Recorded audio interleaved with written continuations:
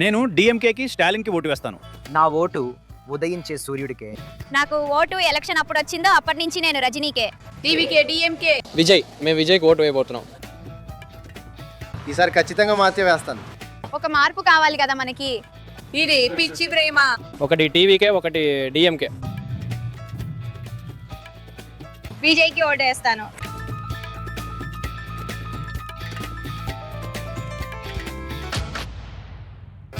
Hello, మరిద్ count down తమిళనాడుకు స్వాగతం. మేము రాష్ట్రంలోని వివిధ ప్రాంతాలలో పర్యటించి చాలా మందితో మాట్లాడాం. మరియు ఇది చాలా క్లిష్టమైన ఎన్నిక. ప్రభుత్వ వ్యతిరేకత ఉందా లేదా, కొత్త అభ్యర్థికి ఓట్లుగా మారే నిజమైన స్టార్ పవర్ ఉందా లేదా, మహిళలు భద్రతా సమస్యల గురించి కలత చెందారా లేదా, వారు పొందుతున్న ఉచితాల పట్ల సంతోషంగా ఉన్నారా, కులం ఉందా, తమిళనాడులో కులానికి ప్రాధాన్యత ఉందా లేదా, వివిధ సంక్లిష్టమైన సమస్యలు ఉన్నాయి. వాటిని మనం లోతుగా పరిశీలిద్దాం. ఇంకా ఈ అద్భుతమైన మేధావులు ఎవరు గెలుస్తున్నారనే దానిపై మీకు సమాధానం ఇస్తారు. కానీ ముందుగా తమిళనాడులో ప్రభుత్వ వ్యతిరేకత ఉందా లేదా అనేది చూద్దాం. కాబట్టి తమిళనాడులో గత 40 ఏళ్లకు పైగా జరిగిన ఎన్నికలను చూస్తే భారీ ప్రభుత్వ వ్యతిరేకత ఉంది. ఒక్కసారి జయలలిత ఉండేవారు. తర్వాత ఎన్నికల్లో ఆమెను గద్దె దించారు. కరుణానిధి వచ్చారు. తర్వాత ఆయనను గద్దె దించారు. ఆ తర్వాత జయలలిత తిరిగి వచ్చారు. అది అలా కొనసాగుతూనే ఉంది. లోపలికి బయటికి, లోపలికి బయటికి, లోపలికి బయటికి. భారీ ప్రభుత్వ వ్యతిరేకత. గతానికి ముందు జరిగిన ఎన్నిక తప్ప అందులో జయలలిత వరుసగా 2 సార్లు గెలిచి ఆ రికార్డును బద్దలు కొట్టారు. ఇప్పుడు స్టాలిన్ అధికారంలో ఉన్నారు. ఆయన కూడా అదే చేస్తారా? ఆయన తదుపరి ఎన్నికల్లో గెలుస్తారా లేదా? ప్రభుత్వ వ్యతిరేకత పనిచేస్తుందా? వాస్తవానికి మీరు వివిధ రకాల ప్రభుత్వ వ్యతిరేకతను చూస్తే నిజంగా ప్రభుత్వాల పట్ల వ్యతిరేకత ఉంటుంది. ప్రభుత్వాల పట్ల బలమైన వ్యతిరేకత ఉంటుంది. తిరిగి ఎన్నికయ్యే అవకాశం 27% ఉంది. మరో మాటలో చెప్పాలంటే గద్దె దింపబడటానికి 73% అవకాశం. ఎమ్మెల్యేల విషయంలో, సిట్టింగ్ ఎమ్మెల్యేల విషయంలో ఇది ఒక స్వల్ప ప్రభుత్వ వ్యతిరేకత. 41% మంది ఎమ్మెల్యేలు తిరిగి అసెంబ్లీలోకి వస్తారు. అంటే 59% మంది తిరిగి రారు. అది కూడా ప్రభుత్వ వ్యతిరేకతే. కానీ ప్రభుత్వాలను గద్దెదించినంత బలంగా లేదు. ఇక్కడ కీలకమైన ప్రశ్న ఏమిటంటే, డిఎంకే మరియు ఏఐడిఎంకే అనే 2 పార్టీలు ఉన్నప్పుడు ప్రభుత్వ వ్యతిరేకత బలంగా ఉండేది. ఇప్పుడు ఒక ప్రధాన 3వ శక్తి ఉద్భవిస్తోంది, విజయ్. ఆ స్టార్, ఆ సూపర్ స్టార్. ఆయనకు భారీ ర్యాలీలు, విపరీతమైన భావోద్వేగం మరియు ఉత్సాహం ఉన్నాయి. కానీ ప్రశ్న ఏమిటంటే, అది ఓట్లుగా మారుతుందా? మరియు ఇంతకు ముందు మొత్తం ఏఐడిఎంకేకే వెళ్ళి ఉండే ప్రభుత్వ వ్యతిరేక ఓటును ఇది చీలుస్తుందా? అయితే విజయ్ ఏఐడిఎంకే ఓట్లను చీలుస్తాడా? మేము గ్రామాలు, పట్టణాల్లో చాలామంది ఓటర్లను ఈరోజు మూడ్ ఎలా ఉంది అని అడిగాం. మరియు మార్పు కోరుకుంటున్నారనే దానికి ఒక సూచన కనిపించింది. కానీ దానిలో కొంత భాగం లేదా చాలా భాగం ఏఐడిఎంకే వైపు వెళ్ళటం లేదు. అది విజయ్ వైపు వెళ్తోంది. కాబట్టి అదే కీలకం. మార్పు కోసం మరియు ప్రభుత్వ వ్యతిరేకత కోసం ఒక మూడ్ ఉన్నప్పటికీ ఆ ప్రభుత్వ వ్యతిరేకత మధ్యలో చీలిపోయే అవకాశం ఉంది. అది డిఎంకేకి సహాయపడగల ఒక కీలకమైన అంశం. మేము తిరుపోరూర్ అనే ఒక బెల్వెదర్ నియోజకవర్గానికి వెళ్ళాం. బెల్వెదర్ అంటే తిరుపోరూర్లో సీటు గెలిచిన వారే. రాష్ట్ర శాసనసభ ఎన్నికలను అంటే మొత్తం రాష్ట్ర స్థాయిలో కూడా గెలుస్తారు. గత 11 ఎన్నికలలో 9 గెలిచింది ఒక్కరే. అందుకే దీనిని బెల్ వెదర్ అని అంటారు. వినండి వాళ్ళు ఏమి చెప్పారు. నాకు విజయ్ అంటే ఇష్టం. ఎంజీఆర్, ఆ తర్వాతే జయలలిత. వాళ్ళందరికీ ఎంజీఆర్ని బట్టే మేము ఓట్లు వేస్తాం, అంతే. చిహ్నం కాబట్టి ఏడిఎంకే. విజయ్ కోటేస్తావా? స్టాలిన్ కోటేస్తావా? అవునవును. విజయ్కి ఫుల్గా. విజయ్ బా చూడు, విజయ్ ఫుల్ ఫ్యామిలీ విజయ్ అండి. డిఎంకే వచ్చేసి డాడీ, మమ్మీ వాళ్ళందరూ. యంగ్ బాయ్స్ అందరూ డిఎంకే అస్సలు కాదు, విజయ్ ఓన్లీ. తమిళనాడు టీవీకే మధ్యలో డిఎంకే ఏడిఎంకే అన్నీ నో. డిఎంకే ఏడిఎంకేకి వేసి మనకి ఏ ప్రయోజనం లేదు. మేము కష్టపడటమే ఉంది. ఆటో నడుపుతాం. మాకు గ్యాస్ రేట్ ఎక్కువగా ఉంది. ఫ్రీ బస్సు వదిలేశారు. మేము దేనిని సమర్థించుకోలేకపోతున్నాము. అందుకే కొత్త ప్రభుత్వం నడవాలని చెప్పి మేము ఓటు వేస్తున్నాం. కొత్త ప్రభుత్వం ఎలక్షన్లో వచ్చి మమ్మల్ని అందరినీ వచ్చి కొంచెం చూసుకోవాలి. ఈ ప్రభుత్వం ఒకవేళ సరిగా లేకపోతే వచ్చే ప్రభుత్వంలో మేము మనిషిని మార్చేస్తాం. 5 ఏళ్ళుగా డిఎంకే తమిళనాడును నాశనం చేసి పెట్టాడు. ఒక్క ఆరది కూడా ప్రశాంతంగా బతకలేకపోతుంది. వేరే ప్రభుత్వం ఏదమంటే వచ్చిన పక్క నుంచి పర్వాలేదు అన్న. డిఎంకే విజయకాంత్ రెండింట్లో ఏదొచ్చినా పర్వాలేదు. ప్రభుత్వాన్ని మళ్ళీ డబ్బులు ఇచ్చి కొనేయచ్చు. ఎవరు ఎంత అమౌంట్ ఇస్తున్నారో అటువైపు తీసేసుకుంటున్నారుగా. ఉక్కిరి బిక్కిరి అయిపోతున్నారు. చూడు పై ఇస్మా వచ్చి నువ్వు అని ఇది చేశారు. కొత్తగా వచ్చి ప్రజలకు మంచి చేస్తానని చెప్పి వాడు ఇది చేస్తున్నాడు. కాబట్టి ఇది స్పష్టంగా కొంత యాంటీ ఇన్కంబెన్సీ. ఇది నిజానికి చాలా ఎన్నికలలో సాధారణం. కానీ తుది ఫలితంలో ఇది ఎలా పనిచేస్తుందని మీరు భావిస్తున్నారు? చాలా స్పష్టంగా ఈ ప్రత్యేక ఎన్నికలో విజయ్ ఎక్స్ ఫ్యాక్టర్. అతను ఎవరి ఓట్లను చీలుస్తాడు అనేది పెద్ద ప్రశ్న. అది ఏడీఎంకే కూటమా లేక డిఎంకే కూటమా అనేది అదే పెద్ద విషయం. మరి క్షేత్రస్థాయిలో మనం చూస్తున్న ఈ భారీ అభిమాన గణం ఆ ప్రత్యేక రోజున ఓట్లుగా మారగలదా లేదా అనేది ఈ ఎన్నికలు ఏ దిశగా వెళ్తాయో నిర్ధారించే పెద్ద ప్రశ్న అవుతుంది. రైట్. దోరబ్, మీ అధ్యయనాలన్నిటిలో ఎన్నికలలో యాంటీ ఇన్కంబెన్సీ అనేది ఒక సాధారణ అంశం. బహుశా ఇక్కడ సాధారణం కంటే కొంచెం ఎక్కువగా ఉంది. కానీ ఇది భారతదేశం అంతటా ఉంది. మీకు తెలుసా, ఒక పార్టీ లోక్సభ 19, అసెంబ్లీ 21, లోక్సభ 24 ఓడిపోవడం ఇదే మొదటిసారి. మరియు ఈపీఎస్ తన మిగిలిన వారిలో చాలామందిని కోల్పోయారు. కాబట్టి ఎవరికీ తెలియదు. మీకు తెలిసినట్లుగా నేను ఫీల్డ్లో లేను. నేను ఆలస్యంగా వచ్చాను. కానీ నాకు యాంటీ ఇన్కంబెన్సీ తీవ్రత ఎంత ఉందో తెలియదు. ఇంకా విజయ్ విషయంలో కూడా మీరు వేరొకరితో మాట్లాడుతున్నప్పుడు అతను మీరు ప్రజలను బూత్లలోకి తీసుకురావాలి. ఎంతమంది రిజిస్టర్ చేసుకున్నారు, వాళ్ళ బూత్లు ఎక్కడున్నాయో వాళ్ళకి తెలుసా. కాబట్టి మీకు ఒక పెద్ద మౌలిక సదుపాయాలు కావాలి. నిజమే. ప్రజలను బూతులకు తీసుకురావటానికి, వాళ్ళు ఎక్కడున్నారో గుర్తించడానికి. ఎందుకంటే మనలో చాలామంది అక్కడే క్యాడర్ ఆధారిత పార్టీలు లాభపడతాయి. అవును, అది నిజమే. ఇప్పుడే రిజిస్టర్ చేసుకున్న యువతకు బూత్ ఎక్కడుందో లేదా వాళ్ళు రిజిస్టర్ అయ్యారో లేదో కూడా తెలిసి ఉండకపోవచ్చు. నిజమే. శిఖ, మీకేమనిపించింది? మీరు వందలాది మందితో మాట్లాడారు. ఈ ఎన్నికల మొత్తం మూడ్ ఎలా ఉందని మీకు అనిపిస్తోంది?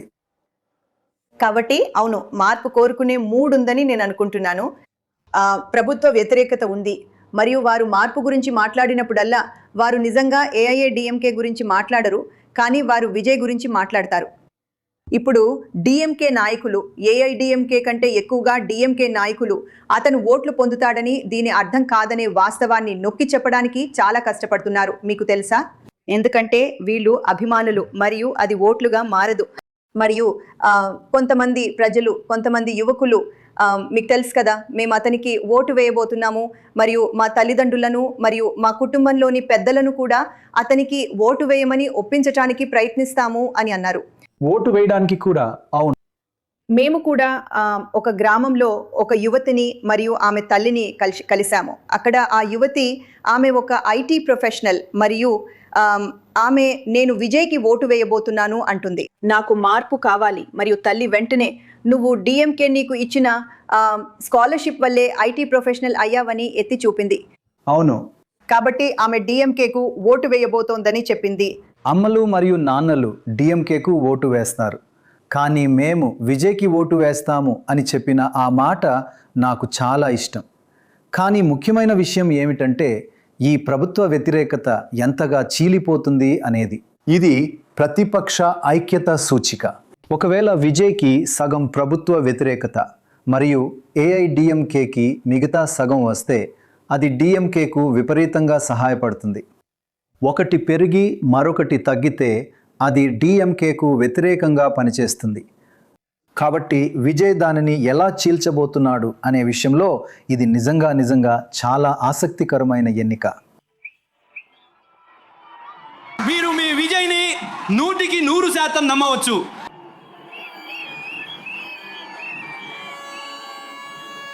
ఇది పిచ్చి ప్రేమ, కానీ ఇప్పుడు అది ఒక ఫ్యాండమ్ గా మారింది. ఫ్యాండమ్ ఓట్లుగా మారింది. ఓట్లు ఆయన్ని సీఎం చేయబోతున్నాయి.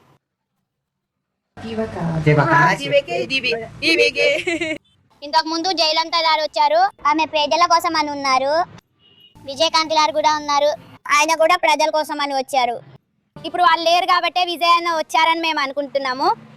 ఆయన కూడా చేయాలని అనుకున్నారు, ఆయనకే వెయ్యాలి. మనం ఒక అవకాశం ఇస్తే రాబోయే 5 ఏళ్లలో ఏం జరగబోతోందో మనం చూడగలం. కాబట్టి అది చేయడానికి మనం ఆయనకు ఒక అవకాశం ఇవ్వచ్చు. ఆయన వస్తే మంచిది. మా ఇంట్లో 20 ఓట్లు ఉన్నాయి ఆయనకే. కానీ మెయిన్ ఇఫ్ టీవీకే టీవీకే ఎస్ బిఎంకే. Now on to Vijay. ఒక ఫ్యాన్ గా మరియు విజయ్ చాలా ఇష్టం, కానీ ఆయన రాజకీయాల్లోకి రావడం నాకు అర్థం కాలేదు. నటుడు అనే పదవి నుండి వచ్చి ఆయన వస్తారనేది నాకు ఒక థాట్, అది వేరే. ఇఫ్ ఒక వ్యక్తి మన కోసం చేస్తున్నాడా లేదా మన సపోర్ట్ కి నిలబడతాడా, అలా అయితే నేను అనుకుంటున్నాను సపోర్ట్ చేయాలి, ఖచ్చితంగా విజయ్కి సపోర్ట్ చేయాలి. మనకు ఒక మార్పు కావాలి. తలెవర్ విజయ్కి టీవీకే. మా అన్నకి నేను ఓటు వేస్తున్నాను. ఆయన వస్తారు, సీఎం గా వస్తారు. ఆయన మా అందరికి మంచి చేస్తారు, మంచి చేస్తారు. నేను ఓటు వేస్తున్నాను. అది 3 సంవత్సరాలు అయింది, రావాలి. మొదటి ఓటు తలైవర్కే. చాలా బెటర్ గా ఫీల్ అవుతున్నా. విజయ్ ఉంటే ఈ మంచి ఉంటుందని ఫీల్ అవుతున్నాను. పిల్లల విషయంలో మనం ఎలా చేస్తామో ఆలోచించి చేస్తాం. అదే యంగర్ స్టైల్లో విజయ్. నేను ఇప్పటివరకు అన్ని పార్టీలకు ఓటు వేశాను. ఈసారి ఖచ్చితంగా ఒక మార్పు కోసమే ఓటు వేస్తాను. ఖచ్చితంగా ఈయన చేస్తారు, మేము నమ్ముతున్నాం. మా మనసు చెబుతోంది నమ్మొచ్చని, ఆ నమ్మకమే, వేరే దారి లేదు కదా. దళపతి రావాలి, అదే మా ఆశ. అవును, ఆయన ఏం చేస్తారనేది ముఖ్యం కదా. ఆయన అంటే జనానికి చాలా ఇష్టం విజయ్ని. అవును, యువతకి చాలా ఇష్టం అందరికి. ఆయన మంచి చేస్తారని గట్టిగా నమ్మండి. అందుకే నేను వచ్చాను. ఆయన ఓట్లకు వస్తారు, ముఖ్యమంత్రి అవుతారు. నేను చెప్పేది ఏంటంటే డిఎంకే ఎప్పుడు ఉంది, ఏఐఏడిఎంకే వాళ్ళు కూడా ఉన్నారు, కానీ వాళ్ళకి ఒకళ్ళకి ఒక నాయకుడు లేడు. విజయ్ పార్టీ కొత్తది, ఆయన ఒక నాయకుడు, కానీ వాళ్ళకి అండ లేదు. అందుకని నేను చెప్పేది ఈ 2 పార్టీలు ఎప్పుడూ ఉన్నాయి. వాళ్ళ దగ్గర వ్యవస్థ ఉంది, కానీ విజయ్ పార్టీ ఆయన వాళ్ళకి ఒక నాయకుడు ఉన్నాడు, కానీ వాళ్ళకి వ్యవస్థ లేదు. కాబట్టి చివరికి అంతా ప్రజల చేతుల్లోనే ఉంది. మీకు తెలుసుగా ప్రతి 2-3 దశాబ్దాలకు ఒకసారి తమిళనాడు క్షితిజంలో ఒక స్టార్ వస్తారు. ఈసారి అది విజయ్. ఇప్పుడు ఎన్నికల క్షితిజంపై మీ పైన మరియు ఎన్డీఎంకే పైన ఆయన ప్రభావం ఎలా ఉంటుందని మీరు అనుకుంటున్నారు? చూడండి, మీరు పోల్చలేరు మిస్టర్ విజయ్ని మిస్టర్ ఎన్జిఆర్తో. లేదు, ఎన్జిఆర్ వేరే క్లాస్. అవును, అతను రాజకీయ నేపథ్యం నుండి వచ్చారు. మిస్టర్ విజయకాంత్, అవును, ఇంకా మిస్టర్ కమల్ హాసన్. భారీ ర్యాలీలు, వాళ్ళు అతని భారీ ర్యాలీలను చూశారు. నాకు తెలుసు, కానీ అతను ఒక పెద్ద స్టార్. విజయ్ ఒక పెద్ద స్టార్ అనే వాస్తవాన్ని నేను కాదనలేను. ఇంకా ప్రజలు ఖచ్చితంగా అతన్ని వెళ్ళి చూడాలనుకుంటారు. ఒకవేళ బీటీఎస్ ఇండియాకు వస్తే జనం నిజంగా మీకు తెలుసుగా అదుపు చేయలేని విధంగా ఉంటారని నేను ఖచ్చితంగా చెప్పగలను. కానీ అది ఓట్లుగా మారుతుందని దాని అర్థమా? నాకు అంత ఖచ్చితంగా తెలీదు. నేను అలా అనుకోవడం లేదు. ఒకవేళ అలా జరిగితే అది మీకు ఎక్కువ నష్టం చేస్తుందని లేదా ఏడీఎంకేకి ఎక్కువ నష్టం చేస్తుందని మీరు అనుకుంటున్నారా? చూడండి, మనం ఎన్నికల కోసం వేచి చూసి ఓట్లు లెక్క పెట్టాలని నేను అనుకుంటున్నాను. ఆ తర్వాతే మనం ఆ విషయం చెప్పగలుగుతాం. కానీ నేను నిజంగా చూడలేదు, మీకు తెలుసా, వాళ్ళ క్యాడర్లను ఫీల్డ్లో. ఎందుకంటే నేను తమిళనాడు అంతటా పర్యటిస్తున్నాను. మరి నేను మీకు తెలుసా టీవీకే సభ్యులను రాష్ట్రంలో ఎక్కడ మీకు తెలుసా ఫీల్డ్లో గ్రౌండ్లో పని చేస్తున్నట్లుగా లేదా మీకు తెలుసా ప్రజలను కలుస్తున్నట్లుగా లేదా ఆ విషయానికి వస్తే మరేదైనా చేస్తున్నట్లుగా చూడలేదు. నా ప్రసంగాలన్నింటిలోనూ ఏ విజయ్ గురించిన ప్రస్తావన లేదు. ఓ, అయితే మీరు ప్రస్తావించరా? లేదు, ఒక్కసారి కూడా లేదు. అయితే అతను చాలా బాగా చేయవచ్చు మరియు దాంతో అది ముగిసిపోతుంది. కాదు, అసలు పాయింటే అది అన్నట్టుగా. కాబట్టి డిఎంకే కేవలం అంతా పూర్తిగా డిఎంకేయే. సరే, విజయ్ ఒక రాజకీయ అనుభవం లేని వ్యక్తి, కానీ అతనికి చాలా మద్దతు ఉంది. అతనికి అభిమాన గణం ఉంది. మేము చుట్టూ తిరిగితే అతనికి అభిమాన గణం ఉంది. మొదటిసారి ఓటు వేసేవాళ్ళు అతని వైపు మొగ్గు చూపుతున్నారు. మరియు మొదటిసారి ఓటు వేసేవాళ్ళు అంటే వాళ్ళు ఒక భాగం. నేను దాన్ని ఒక ప్రధాన భాగం అని అనను. వాళ్ళు ఒక భాగం. మరియు అది ఎలాగంటే వాళ్ళందరూ మేము మా విశ్లేషణాత్మక విషయం చేపట్టినప్పుడు వాళ్ళు చెప్పారు, బహుశా మొదటిసారి ఓటు వేసే వాళ్ళల్లో సుమారు 40-42% మంది వారు అతనికి ఓటు వేయవచ్చని. కాబట్టి కానీ ఏడీఎంకేకి ఎంత వస్తుంది లేదా డిఎంకేకి ఎంత వస్తుందో నేను బయట పెట్టాలనుకోవటం లేదు. నేను అనుకోవటం లేదు అవునవును. ఆ సమాచారాన్ని బయట పెట్టడానికి. కానీ అదే సమయంలో విజయ్ పరీక్షించబడలేదు. అతను రాజకీయాల్లో కొత్తవాడు, ప్రజలకు తెలియదు అతను ఏం చేయబోతున్నాడు. అతను ఈ రోజు వరకు క్షేత్రస్థాయిలో అడుగు పెట్టలేదు. అతను కేవలం బయట బస్సుల మీద ప్రచారం చేస్తున్నాడు. అదంతా అతను తన పార్టీని ప్రారంభించినప్పటి నుండి ఒక్క అడుగు కూడా వేయలేదు, రోడ్డు మీద కాలు పెట్టలేదు. అది ఒక విషయంలా అనిపించడం లేదు. ప్రజలందరూ అంటున్నారు మాత్రం విజయ్ వాళ్ళకి కావాలి. నేను అదే అసలు విషయం. నాకు తెలుసు తమిళనాడు సినిమా రాజకీయాల్లో చూడటానికి ఒక ఫ్యాన్ ఫాలోయింగ్ ఉంది. అవును, అవి చేతిలో చెయ్యి వేసుకుని వెళ్తాయి. అదే సమయంలో విజయ్ డిఎంకే అనుకూల ఓట్లన్నింటినీ తీసుకుంటారు. అతను మాకు అస్సలు పోటీదారుడే కాదు. అతనిది కొత్తగా పుట్టుకొచ్చిన పార్టీ మరియు అతనికి నిర్దిష్టమైన సూత్రాలు లేదా సిద్ధాంతం లేదు, లేదా అతను తమిళనాడును ఏ విధంగా ముందుకు తీసుకెళ్తాడో తన విజన్ను ఎప్పుడూ చెప్పలేదు. ఒక అంశం మీద ఆకర్షణ ఉంటుంది మరియు ప్రజలు ఒక నటుడి పట్ల ఆకర్షితులవుతారు. కానీ ఆ ఆకర్షణ ఎన్నికలలో పోరాటానికి సరిపోదు. ఆ కుటుంబ ప్రభంజనం అంటే ప్రతి ఇంటి తల్లి మరియు సొంత కూతురు మరియు కొడుకు మరియు తండ్రి ప్రతి ఒక్కరూ వస్తున్నారు. వాళ్ళు మార్పు కోరుకుంటున్నారు. నిజానికి ప్రజలను సమీకరించడానికి మేము ₹1 డబ్బు కూడా ఎప్పుడూ ఖర్చు పెట్టలేదు. డిఎంకే మరియు ఏడీఎంకే డబ్బు ఖర్చు పెడుతున్నాయి. ప్రతి వ్యక్తికి 3 మరియు ముద్దనుడు రూపాయలు, కోట్లు డబ్బు. 4,000 సభల తర్వాత మరియు 50 సంవత్సరాల తర్వాత ప్రజలు మార్పు కోరుకుంటున్నారు. తమిళనాడు ప్రజలు 82% మంది మార్పు కోరుకుంటున్నారు. తర్వాత మిస్టర్ కరుణానిధి మరియు అమ్మ జయలలిత ప్రజలు ఒక బలమైన నాయకుడిని మరియు ఆకర్షణీయమైన నాయకుడిని కోరుకున్నారు. అందుకే తమిళనాడు ఎప్పుడు సినిమా సైన్స్ నుండి వచ్చిన నాయకులపై ఆధారపడింది. నిజానికి ప్రజలు ఇప్పటికే మా నాయకుడితో ప్రేమ మరియు విశ్వాసంతో మమేకమయ్యారు. ఖచ్చితంగా మేము మెజారిటీతో గెలవబోతున్నాము. మేము సామాన్య మానవుడి ప్రభుత్వాన్ని ఏర్పాటు చేస్తాము. ఆ రాచరికం మరియు ఆ మొనార్కీ, తమిళంలో మేము మొనార్కీ అని అంటాము, అది ముగిసింది. ఇకపై తమిళనాడులో రాజు మరియు రాజ నిర్మాత ఉండరు. మేము తమిళనాడు మరియు ఆంధ్రలో చాలా మంది స్టార్లను చూసాం. వారిలో కొందరు విజయం సాధించారు, తప్పకుండా వారిలో కొందరు సూపర్ ముఖ్యమంత్రులు అయ్యారు. కానీ ఇతరులు చాలామంది విఫలమయ్యారు.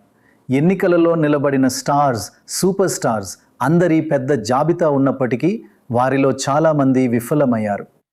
ఏంటి ఉమా, కొంతమంది విజయం సాధించడానికి కారణం ఏమిటి అంటే వారి ప్రజాదరణ ఓట్లుగా మారుతుంది. మరియు కొంతమంది విఫలమవడానికి కారణం ఏమిటి? కాబట్టి మనం ఒక ఎన్టీ రామారావు గారి ఉదాహరణలు చూసాము. ఆయన విజయం సాధించారు.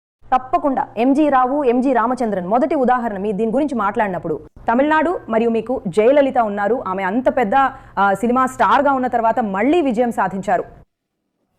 ఒకటి ఇక్కడ నిలదొక్కుకోగల సామర్థ్యం మరియు మీకు సహాయపడే ఒక నిర్మాణం కలిగి ఉండగలగటం. వారిద్దరికీ, అది జయలలిత అయినా లేదా ఎంజీ రామచంద్రన్ అయినా, వారు పెద్ద స్టార్లు కాకముందే రాజకీయ ప్రవేశం ఉంది. ఎన్టీ రామారావు గారి విషయంలో ఆయన ఆ విజయాన్ని సాధించడానికి మరియు ఆ మార్పు చేయడానికి తెలుగు ఆత్మగౌరవం లేదా తెలుగు వారి గర్వాన్ని ఉపయోగించుకున్నారు. మరియు ఆ సమయంలో ఆంధ్రప్రదేశ్లో సీజ్ పరిస్థితి చాలా విచిత్రంగా ఉండేది. అదేంటంటే ఆత్మగౌరవం అనేది ఆయన ఉపయోగించుకున్న వేదిక. ఈసారి విజయ్ విషయంలో అక్కడ బూత్ స్థాయి నిర్వహణ బలహీనంగా ఉండవచ్చని మరియు ఆ యువత మాత్రమే ఓటు వేస్తున్నారని మనం మాట్లాడుకుంటుండగా, కానీ అతనికి అనుకూలంగా ఉన్న పెద్ద విషయం ఏమిటంటే వారు ఉత్సాహంగా ఉన్నారు. ఈసారి వారు పెద్ద సంఖ్యలో ఓటు వేయబోతున్నారు. ఒకవేళ యువత ఓటింగ్ పట్ల ఎప్పుడు ఉత్సాహంగా లేకపోయి ఉంటే ఈసారి వారు పెద్ద సంఖ్యలో ఓటు వేస్తున్నారు. మరియు అతను వాళ్ళందరినీ బయటకు వచ్చి ఓటు వేయమని అడుగుతున్నాడు. మరియు వారు తమ తల్లిదండ్రులకు నేను ప్రభావితం చేయబోతున్నాను అని చెప్పడానికి ఇన్ఫ్లుయెన్సర్లుగా మారుతున్నారు. నా తల్లిదండ్రులను నాకు ఓటు వేయమని. ఇప్పుడు క్షమించండి, అవును, విజయం సాధించిన వారందరూ, మరియు నేను నిజంగా ఎన్టీ రామారావు గురించి మాట్లాడుతున్నాను. ఆయన ఒక సుయి జనరిస్. ఆయన లాంటి వారు ఆయనే. వినోద పరిశ్రమలో ఉన్న ప్రతి ఒక్కరూ, అన్నా నుండి మొదలుకొని అన్నాకు పెరియార్ మార్గదర్శకులు. ఆయనతో కలిసి పనిచేశారు. ఆ తర్వాత కరుణానిధి వచ్చారు, ఆయనకు అన్నా మార్గదర్శకులు. ఆ తర్వాత ఎన్జీఆర్ వచ్చారు, ఆయన కరుణానిధితో కలిసి పనిచేశారు. ఆ తర్వాత ఎన్జీఆర్తో కలిసి పనిచేసిన జయలలిత వచ్చారు. నా అనుభవంలో ఎన్టీఆర్ తప్ప ఏ వ్యక్తి శూన్యం నుండి రాలేదు. పవన్ కళ్యాణ్ కూడా మొదటిసారి పోటీ చేసినప్పుడు ఆయన ఎక్కడికి చేరుకోలేకపోయారు. పవన్ కళ్యాణ్, అవును. మరియు ఇప్పుడు ఆయన చంద్రబాబు నాయుడుతో కలిసి ప్రయాణిస్తున్నారు. కాబట్టి తప్ప మరో స్టార్ లేరు. అంటే ఆయన ఎన్టీఆర్ ఆయన చైతన్య రథం శ్రీకృష్ణుడిలా నటిస్తూ. కాబట్టి ఆయనకు చాలా అనుకూల అంశాలు ఉండేవి. మరియు ఆ పోల్ విషయంలో ఏం జరిగిందో దానివల్ల అది మీకు నాకు చాలా బాగా గుర్తుంది. అవును, కాబట్టి మాకు అది గుర్తుంది. అయితే అది ఒక లేట్ స్వింగ్. మీరు ఈ విషయాలను ఎందుకు లేవనెత్తుతున్నారు? అది నిజానికి ఒక లేట్ స్వింగ్. కానీ ప్రశ్న ఏమిటంటే, నాకు తెలిసినంత వరకు దక్షిణాదిలో మరే ఇతర రాజకీయ నాయకుడు మొదటి ప్రయత్నంలోనే విజయం సాధించలేదు. ఆయనకు ఎవరో ఒకరు మార్గనిర్దేశం చేయాల్సి వచ్చింది. సరే, కాబట్టి నేను చెప్పాలనుకున్నది, అవును, ఈ పరిశీలనలను ఇది మార్చబోదని నేను చెప్పడం లేదు. అవును, అవి కావు, కానీ అవి చాలా ఆసక్తికరంగా ఉన్నాయి. కాబట్టి చూద్దాం. ఇక్కడ మనం విజయకాంత్ గురించి ప్రస్తావించకుండా ఉండలేము. ఆయన కూడా ఒక పెద్ద స్టార్ నాయు. ఆయనకు అంత పెద్ద ఫాలోయింగ్ ఉంది. మరియు ఆయన మరణం తర్వాత కూడా ప్రజలు, మీకు తెలుసా, మేము ఒకరితో మాట్లాడాము, నిజానికి వారు తమ కుటుంబం ఆ విధేయత కారణంగా అదే పార్టీకి ఓటు వేయడం కొనసాగిస్తోందని చెప్పారు. కానీ ఆయన కూడా సొంతంగా నెగ్గలేకపోయారు. ఆయన తమిళనాడులో ఒంటరిగా నిలబడి 3వ శక్తిగా ఎదగడానికి ప్రయత్నించారు. ఇప్పుడు విజయ్ కూడా సరిగ్గా అదే చేస్తున్నారు. విజయకాంత్ చిరంజీవితో భారీ జనసమూహాలు సాయంత్రం గడపడం మనం చూసాం. కానీ అప్పుడు ఆయన నెగ్గలేకపోయారు. కమల్ హాసన్ కొంచెం భిన్నం. ఆయన మరీ మేధావి అని అంటారు. రజనీకాంత్ ఒక పార్టీని స్థాపించి 2020లో దాన్ని మూసివేశారు.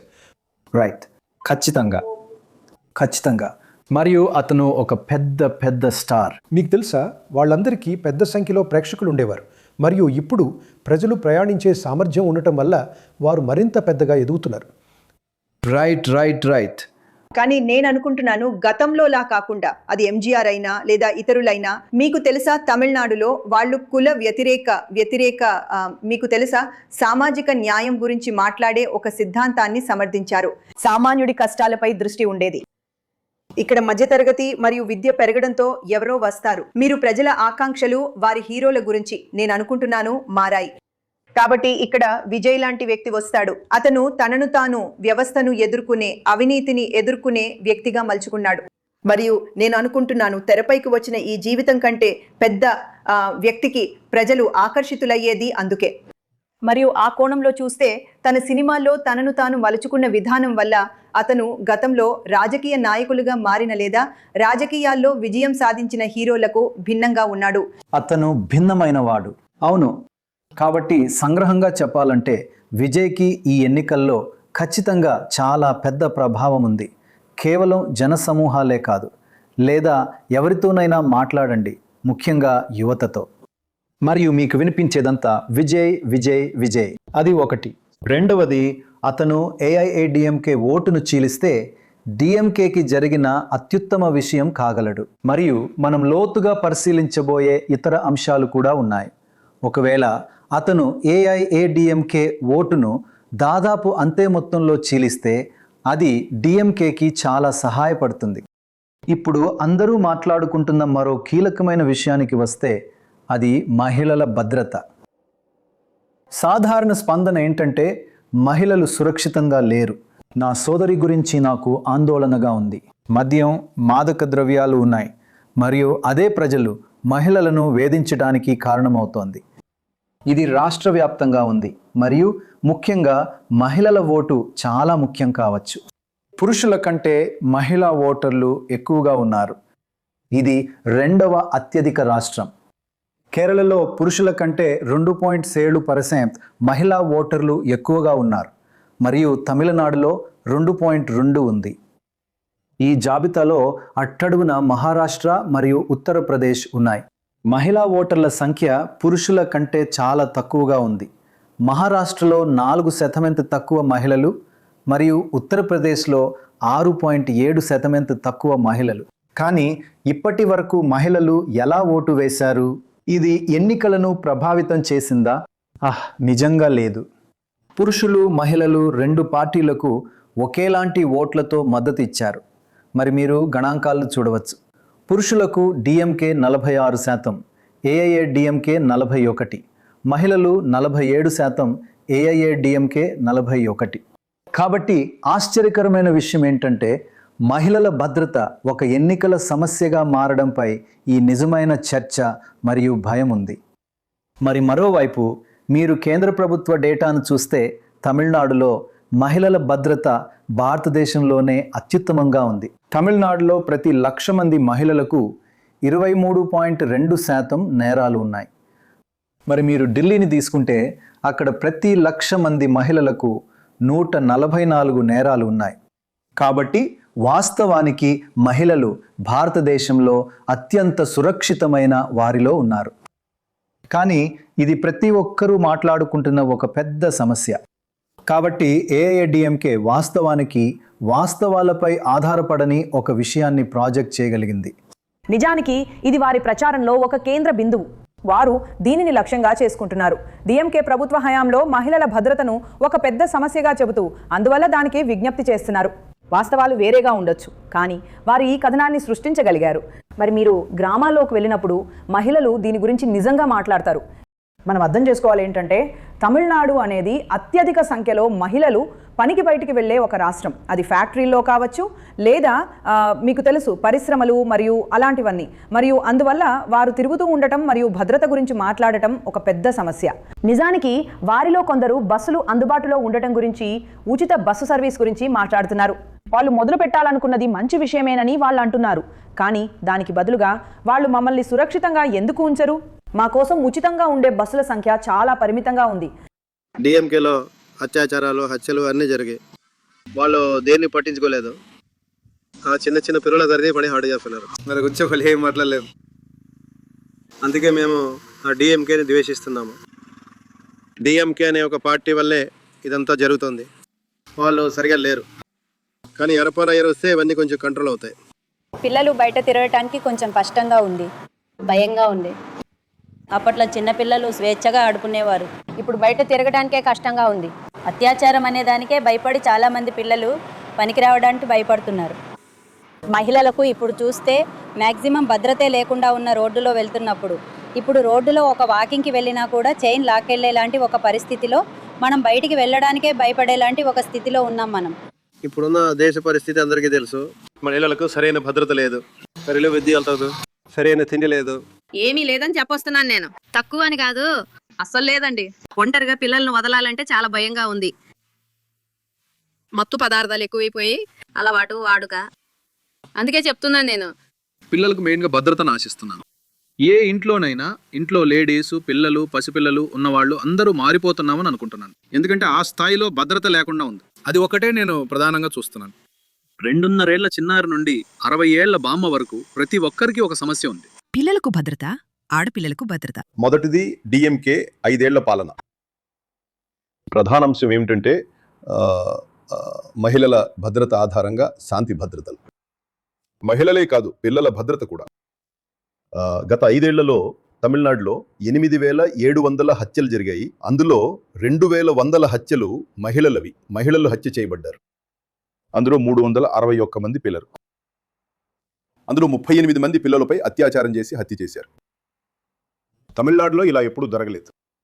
ప్రతిరోజు 35 మంది పిల్లలు వేధింపులకు గురవుతున్నారు. కానీ అది కేవలం 10% మాత్రమే. 90% వారు బయటికి రారు, మనకు తెలియదు. ప్రతిరోజు 25 మంది మహిళలపై కేసులు నమోదు చేయబడుతున్నాయి. 62 వేల మంది పిల్లల్లో గత 5 సంవత్సరాల్లో 62 వేల మంది పిల్లలను దుర్వినియోగం చేసిన వారిపై కేసులు నమోదు చేయబడ్డాయి. వాటిలో 27,000 కేసులు పాక్సో. ఇది ఎందుకు? ఎందుకంటే ఒకవైపు మద్యం, మరోవైపు డ్రగ్స్, మత్తు పదార్థాలు, మాదక ద్రవ్యాల దుర్వినియోగం, మరియు ఇక్కడ మద్యం విచ్చలవిడిగా ఉంది. డిఎంకే అధికారంలోకి వచ్చినప్పుడు టాస్మాక్ ఆదాయం 35,000 కోట్లు. ఈ రోజు 5 సంవత్సరాల్లో ఇది 56,000 కోట్లు. వారికి 4,800 టాస్మాక్ దుకాణాలు ఉన్నాయి. వారికి ఈ మద్యాన్ని అమ్మే 1,500 క్లబ్బులు మరియు ఈ విషయాలన్నీ ఉన్నాయి. వారికి 25,000 సందకడ ఉన్నాయి. సందకడ అంటే 2 టాస్మాక్ దుకాణాల మధ్య మద్యాన్ని 24 గంటలు అమ్మే దుకాణాలు. మీకు టాస్మాక్లో దొరికే అదే మద్యం ఇక్కడ అమ్ముతారు. ఆపై మీరు ఏది అడిగినా మీకు తమిళనాడులో ఈ నార్కోటిక్స్, డ్రగ్స్ దొరుకుతాయి. అది గంజాయి ఇక్కడ చాలా సాధారణం. అది cocaine, heroin, fentanyl, amphetamine, LSD, methyl amphetamine అయినా అమెరికాలో మీకు ఏది దొరుకుతుందో అది ఇక్కడ దొరుకుతుంది. మరియు ఇక్కడ మీకు అది దొరికినప్పుడు ఇప్పుడు నేను నగరాల్లో చూడటం లేదు, ప్రతి గ్రామంలోనూ అది మీకు ఇక్కడ దొరుకుతుంది. మరియు పోలీసులకు ముఖ్యమంత్రి బాధ్యత వహిస్తారు. అది ఆయన నియంత్రణలోకి వస్తుంది. ఏం జరుగుతుందో ఆయనకు అస్సలు తెలియదు. కానీ శిఖ, దేశంలోనే అత్యంత సురక్షితమైన రాష్ట్రం అనే వాస్తవానికి విరుద్ధంగా వాళ్ళు ఎలా వెళ్ళగలిగారు? మరియు అకస్మాత్తుగా మహిళల భద్రత అతిపెద్ద సమస్యగా ఎలా మారింది? నేను అనుకుంటున్నాను అంటున్నాను. అక్కడ అది ఈ కథనాన్ని ఒక రకంగా AIADMK మరియు ప్రతిపక్షాలు వ్యాప్తి చేశాయి, కానీ విజయవంతంగా మరియు DMK దానిని ఎదుర్కొంటోందా? అవును. ఉదాహరణకు DMK చెప్పేది ఏమిటంటే 41% మంది మహిళలు తమిళనాడులోని ఫ్యాక్టరీలలో పనికి వెళ్తున్నారనే వాస్తవం. అంటే భారతదేశంలోని ఫ్యాక్టరీ కార్మికులందరిలో 41% మంది తమిళనాడులో ఉన్నారు. అంటే మహిళలు బయటకు వెళ్తున్నారు అని అర్థం. ఇప్పుడు వారు అభద్రతగా భావిస్తే వారు బయటకు వెళ్ళి ఈ ఫ్యాక్టరీలలో పనిచేస్తారా? మరియు ఈ ప్రదేశాలలో వారు చేయరు. మరియు నాకు అనిపించే మరో విషయం ఏమిటంటే, మీకు తెలుసా, వారు దాన్ని మద్యం మరియు మాదక ద్రవ్యాలతో ముడిపెట్టారు. మీరెక్కడ చెప్పినా మహిళలు ఇలా చెప్పడం వింటారు, ఓ మీకు తెలుసా, గ్రామాలలో మద్యం వినియోగం మరియు మాదక ద్రవ్యాల వాడకం పెరిగినందున మేము అభద్రతగా భావిస్తున్నాము. అంటే ఈ సమస్యలు ఎన్నికలలో వస్తూనే ఉంటాయి, కానీ డేటా, వాస్తవాలు నిజంగా పూర్తిగా విరుద్ధంగా ఉన్నప్పుడు అది నిజంగా ఒక స్వింగ్గా మారదని కాదు. అవును, నేను అనుకుంటున్నాను ఇది పర్సెప్షన్ ఇష్యూ అని పిలువబడేది. ఆ పెద్ద మనిషి కూడా మనం చెప్పినట్లుగా నిజమే. కాబట్టి ఇది పర్సెప్షన్, వాస్తవం కాదు. కానీ NGR మరియు జయలలిత ప్రధాన నాయకులుగా ఉన్నారనే వాస్తవం కూడా నేను అనుకుంటున్నాను. మీకు తెలుసా, ఇది అంత మృదువైన వెర్షన్. ఇది బలమైన DMK మాకో పార్టీ కాదు. మీకు తెలుసా, వారి వైఖరి కొద్దిగా మృదువుగా ఉంటుంది. మరియు నేను అనుకుంటున్నాను అది సంవత్సరాలుగా AIADMKకి సాధారణంగా మహిళల విషయానికి వస్తే కేవలం మహిళల భద్రత మాత్రమే కాకుండా మేము మహిళల పట్ల మరింత దయగా ఉంటాము అనే రకమైన విషయాలలో కొంచెం మృదువైన ఇమేజ్ని ఇవ్వటానికి సహాయపడి ఉండవచ్చు.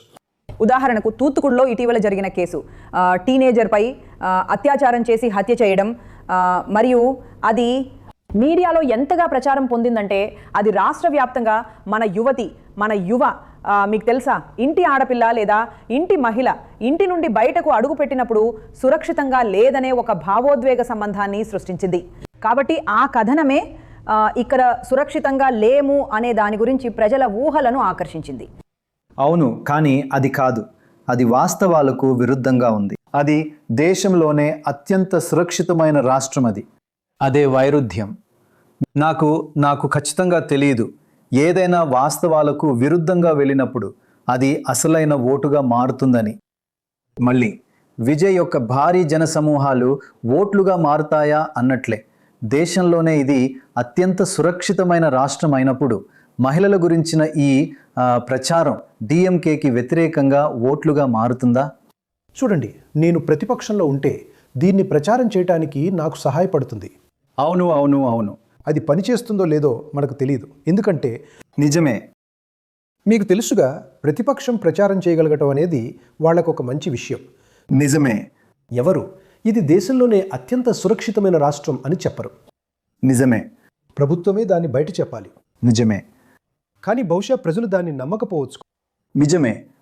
అంతేకాకుండా మీరు ఆర్థిక వ్యవస్థకు సంబంధించిన డేటాను చూస్తే అది దేశంలోని అత్యంత సంపన్న రాష్ట్రాల్లో ఒకటి, టాప్ 5లో ఉంది. మరియు ప్రతి ఒక్కరూ వివిధ అంశాల గురించి ఫిర్యాదు చేస్తున్నారు. కాబట్టి మీరు చెప్పినట్లుగా ప్రతిపక్షం సమస్యలను లేవనెత్తడం వారి పని. ప్రశ్న ఏమిటంటే, DMK దానిని తగినంతగా ఎదుర్కొంటోందా, ముఖ్యంగా భద్రత విషయంలో? మేము ప్రజలకు ఇస్తున్నాం. నిన్న నేను ప్రచారం చేస్తున్నప్పుడు కూడా నేను గణాంకాల గురించి మాట్లాడుతున్నాను. మీకు తెలుసా, ఇతర రాష్ట్రాలతో పోల్చి మరియు తమిళనాడు చాలా మెరుగ్గా ఉందని చెప్తూ, అంతేకాకుండా మీకు తెలుసా, జాతీయ సగటు ఛార్జ్ షీటింగ్లో మీకు తెలుసా, ఫిర్యాదులు మహిళలపై నేరాల విషయానికి వస్తే తమిళనాడు 91% మరియు జాతీయ సగటు సుమారు 70+. కాబట్టి న్యాయం జరిగిందని చూడటంలో కూడా మేము ఆ విధంగా చాలా మెరుగ్గా ఉన్నాం. మరియు ఖచ్చితంగా ప్రజలు మీకు తెలుసా 66 హైరా మరియు 32 హైరా 47 హైరా గురించి మాట్లాడుతున్నప్పుడు బీజేపీ ప్రభుత్వంలో ఉన్న రాష్ట్రాలలో మేము మాట్లాడుతున్నాం నేను నేను నేను ఇది ఒక సాకు కాదు. ఆ సంఖ్య ఉండటం కూడా సమర్థనీయం కాదు. కానీ నేషనల్ బ్యూరో ఆఫ్ రికార్డ్స్ నుండి వచ్చిన నేరాలు అది చెప్తుంది తమిళనాడులో మహిళలపై నేరాలు, అన్ని రకాల నేరాలు ఎరుబుదైరం ఇదాన్ని చాలా తక్కువ. కానీ అవును, కానీ అవగాహన ఎలా ఉందంటే లేదు, వాళ్ళు సృష్టించారు, వాళ్ళు దాన్ని సాధించారు. లేదు వాళ్ళు ఆ అభిప్రాయాన్ని సృష్టించారు. ఇంకా చూడండి ఎడపాడి పళనిస్వామి పొల్లాచి సంఘటన జరిగినప్పుడు నేరస్తులను కాపాడటానికి ఆయన సర్వశక్తులు ఒడ్డారు. కానీ ఈరోజు తమిళనాడులో ముఖ్యమంత్రి గారు మహిళలపై ఏదైనా నేరం జరిగినప్పుడు వీలైనంత త్వరగా ఆ నేరంలో పాలు పంచుకున్న వ్యక్తులను అరెస్ట్ చేసి న్యాయం జరిగేలా చూస్తున్నారు. అయినా కూడా వాళ్ళు ప్రభుత్వం మీద ఏమీ అనలేకపోతున్నారని నేను అనుకుంటున్నాను. ఇంకా ఇదే వాళ్ళు మీకు తెలుసు ప్రచారం చేస్తున్న కథనం బీజేపీ ఏఐఏడిఎంకే. మరో కీలకమైన అంశం ఏఐఏడిఎంకే బీజేపీతో పొత్తు పెట్టుకోవడం. అది సానుకూలమా లేక ప్రతికూలమా? మీరు అనేక ఎన్నికలను గమనిస్తే భారతదేశమంతటా ఇంకా తమిళనాడులో జాతీయ పార్టీలతో పోలిస్తే ప్రాంతీయ పార్టీల ఎదుగుదల అద్భుతంగా ఉంది. తమిళనాడులోని 2 ప్రధాన ప్రాంతీయ పార్టీలైన ఏఐఏడిఎంకే ప్లస్ డిఎంకేలను చూద్దాం. సంవత్సరాలు గడిచే కొద్దీ వారి ఓట్ల శాతం విపరీతంగా పెరిగింది. ఇంకా దీనికి విరుద్ధంగా ఇక్కడ జాతీయ పార్టీలను చూస్తే సంవత్సరాలు గడిచే కొద్దీ వారి ఓట్లు క్రమ పద్ధతిలో తగ్గాయి. కాబట్టి ఇది ప్రాంతీయ పార్టీల ఎదుగుదల. కాబట్టి ఒక జాతీయ పార్టీతో పొత్తు పెట్టుకోవడం అది మంచి విషయమా కాదా? ఇక్కడ బీజేపీ ప్రతిష్టకు సంబంధించిన ఇతర అంశాల్లోకి వద్దాం. అది తమిళనాడులో అంత గొప్పగా ఏమీ లేదు. ఇక్కడ అత్యంత ఎక్కువగా పతనమైన కీలక పార్టీలలో ఒకటి, మరియు ఇది అందరికీ తెలుసు, కాంగ్రెస్. అది విపత్కరంగా ఉంది. చివరిగా ఈ ప్రాంతీయ పార్టీల పెరుగుదల కేవలం తమిళనాడులోనేనా? లేదు, ఇది దేశవ్యాప్తంగా ఉంది. కేంద్ర రాష్ట్ర సంబంధాలు, రాష్ట్రాలను దోపిడీ చేయడానికి కేంద్రం ప్రయత్నించడం వలన ఏర్పడిన విరోధం ప్రాంతీయ పార్టీలు పెరగడానికి దారితీసింది. ఒక్కసారి దీన్ని చూడండి. 1991 నుండి అవి ఎంతగా పెరిగాయో. అవి పైకి దూసుకెళ్లాయి. నేటి ఎన్నికలలో అత్యంత వేగంగా పెరుగుతున్న దృగ్విషయం ప్రాంతీయ పార్టీల ఎదుగుదల. అయితే డోరబ్ బీజేపీతో పొత్తు పెట్టుకోవడం ఏఐఏడిఎంకే చేసిన మరో తప్పిదం అవుతుందా? కారణం మీకు తెలుసుగా, ఒకటి హిందీ, ఇప్పుడు ఈ డీలిమిటేషన్ బిల్లు. పొత్తు పెట్టుకోవడం అంటే జయలలిత దానికి పూర్తిగా వ్యతిరేకం. అందరూ దానికి వ్యతిరేకమే. మరి ఇప్పుడు ఈపీఎస్ వెళ్ళి నిజంగా పొత్తు పెట్టుకున్నారు. అది వారి ప్రతిష్టను ప్రభావితం చేస్తుందా? నేను అలానే అనుకుంటున్నాను. కేవలం ఎందుకంటే మీకు తెలుసు కదా, బీజేపీని హిందీ అనుకూల పార్టీగా చూస్తారు మరియు వారు దాన్ని గొంతులో కుక్కుతున్నారు. ఇతర రాష్ట్రాల్లోని మనలో చాలామంది దాన్ని కొద్దిగా మింగి తర్వాత ఉమ్మేస్తాం. కానీ తమిళులు 1950ల నుండి ఈ పోరాటంలోనే ఉన్నారు. సరే, మాకు హిందీ వద్దు. సరే, మరియు మీరిక్కడ ఒక పార్టీని తీసుకొస్తే అక్కడ మీకు తెలుసా, మీరు హిందీని రుద్దితే అది నాకు తెలిసి దానివల్ల ఎన్ని ఓట్లు నష్టపోతారో నాకు తెలియదు. మరియు ఇవి ఇప్పుడే వచ్చిన బిల్లు, అందులో హిందీ కూడా ఉంది. అంతేకాక త్రిభాషా సూత్రం. మీకు తెలుసా, ఇక్కడ 3 భాషలు, ఉత్తరాదిన 2 భాషలు. మీకు తెలుసా, తమ భాష గురించి చాలా గర్వపడే ఒక పార్టీకి ఇది చాలా కష్టతరమైన ఒక రకమైన ఆగ్రహాన్ని కలిగిస్తుంది. మీరు భాష కొత్తగా ఉన్న రాష్ట్రానికి వెళ్ళడం లేదు. ప్రజలు ఏమిటంటే, ఇది ఒక పాత సహస్రాబ్దాల నాటి భాష కాబట్టి ఆ భాష పట్ల అపారమైన గర్వం ఉంది. మరియు మీరు దానిని ఏ విధంగానైనా కించపరచడానికి ప్రయత్నించినప్పుడు మీకు తెలుసా, వాళ్ళు దాన్ని చాలా చాలా వ్యక్తిగతంగా తీసుకుంటారు మరియు అది మీకు ఓట్లను నష్టపరచడం ఖాయం. ఈ బెంగాలీ దీనికంటే కూడా మంచిదని మీరు అంటున్నారా లేదా? లేదు, బెంగాల్లో కూడా అది ఒక సమస్య. కానీ కాదు, ప్రశ్న ఏమిటంటే మర్చిపోవద్దు, బెంగాలీ హిందీ కుటుంబానికి చెందిన భాష భారతీయ భాష. ఇది ఒక ప్రత్యేకమైన భాష. ఇది ఒక ద్రావిడ భాష, వారు నేర్చుకోవాలని అనుకోవటం లేదు. కానీ కేంద్రం, రాష్ట్రం, బయట వాళ్ళ గురించిన ఈ మొత్తం విషయం అవును రెండింటికి సాధారణం. అవును, అది కేరళలో జరగలేదు, జరగదు. ఎందుకంటే అది కాంగ్రెస్కి వర్సెస్ అది నిజమే, వామపక్షం. కానీ కేంద్రం వర్సెస్ రాష్ట్రం అనే ఆ అంశం ముఖ్యం. మరియు ఇక్కడ భాష చాలా ముఖ్యమైన పాత్ర పోషిస్తుంది. ఇంకా మీకు తెలుసా, ఇప్పుడు చాలామంది ప్రజలు గుళ్ళకు వెళ్తున్నప్పటికీ నా ఉద్దేశ్యం మొదట ఆ పార్టీలు డిఎంకే అంతగా గుడికి అనుకూల పార్టీ కాదు. మీకు తెలుసా, వాళ్ళందరూ నాస్తికులని చెప్పుకున్నారు. నేను ఆశ్చర్యపోను. స్టాలిన్ తాను నాస్తికుడని అంటారు. కాబట్టి మీకు తెలుసా, ఓట్లు గెలవడానికి దేవుళ్లను మరియు దేవతలను తీసుకురావడం అంత మంచిది కాదు. అవును, అయితే ఏఐఏడిఎంకే బీజేపీతో పొత్తు పెట్టుకోవటం వల్ల నష్టం జరుగుతుందా? లోక్సభ ఎన్నికల్లో వాళ్లకు 3% నుంచి పెరిగి 10% ఓట్లు వచ్చినప్పటికీ కానీ వాళ్లకు సాధారణంగా సుమారు 3% వస్తాయి. తమిళనాడులో వాళ్ళు బీజేపీతో పొత్తు పెట్టుకోవటం డిఎంకేకి లాభం, ఏడిఎంకేకి నష్టం కదా. మరియు అది ఇప్పటికే 2019లో జరిగింది. అంటే 2019లో గెలుపు మార్జిన్ ఏడిఎంకే అంతగా ప్రజాదరణ కోల్పోవడం వల్ల రాలేదు. ఎందుకంటే మనం దాన్ని నిరూపించగలం. ఎందుకంటే 2 సంవత్సరాల తర్వాత రాష్ట్ర ఎన్నికల్లో అదే ఏడిఎంకే బీజేపీ కూటమికి 40% ఓట్లు వచ్చాయి. కానీ 2 సంవత్సరాల క్రితం ఎంపీ ఎన్నికల్లో అదే ఏడిఎంకే బీజేపీ కూటమికి కేవలం 30% ఓట్లు మాత్రమే వచ్చాయి. చాలా పెద్ద తేడా, 30 నుంచి 40కి.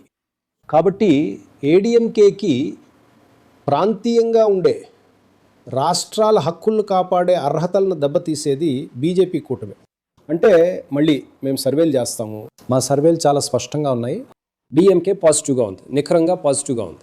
అంటే చెయ్యగలదా ఈ పార్టీ రాష్ట్రాల హక్కులను కాపాడుతుందని, మీ గుర్తింపును రక్షిస్తుందని, మీ భాషను కాపాడుతుందని మీరు నమ్ముతున్నారా?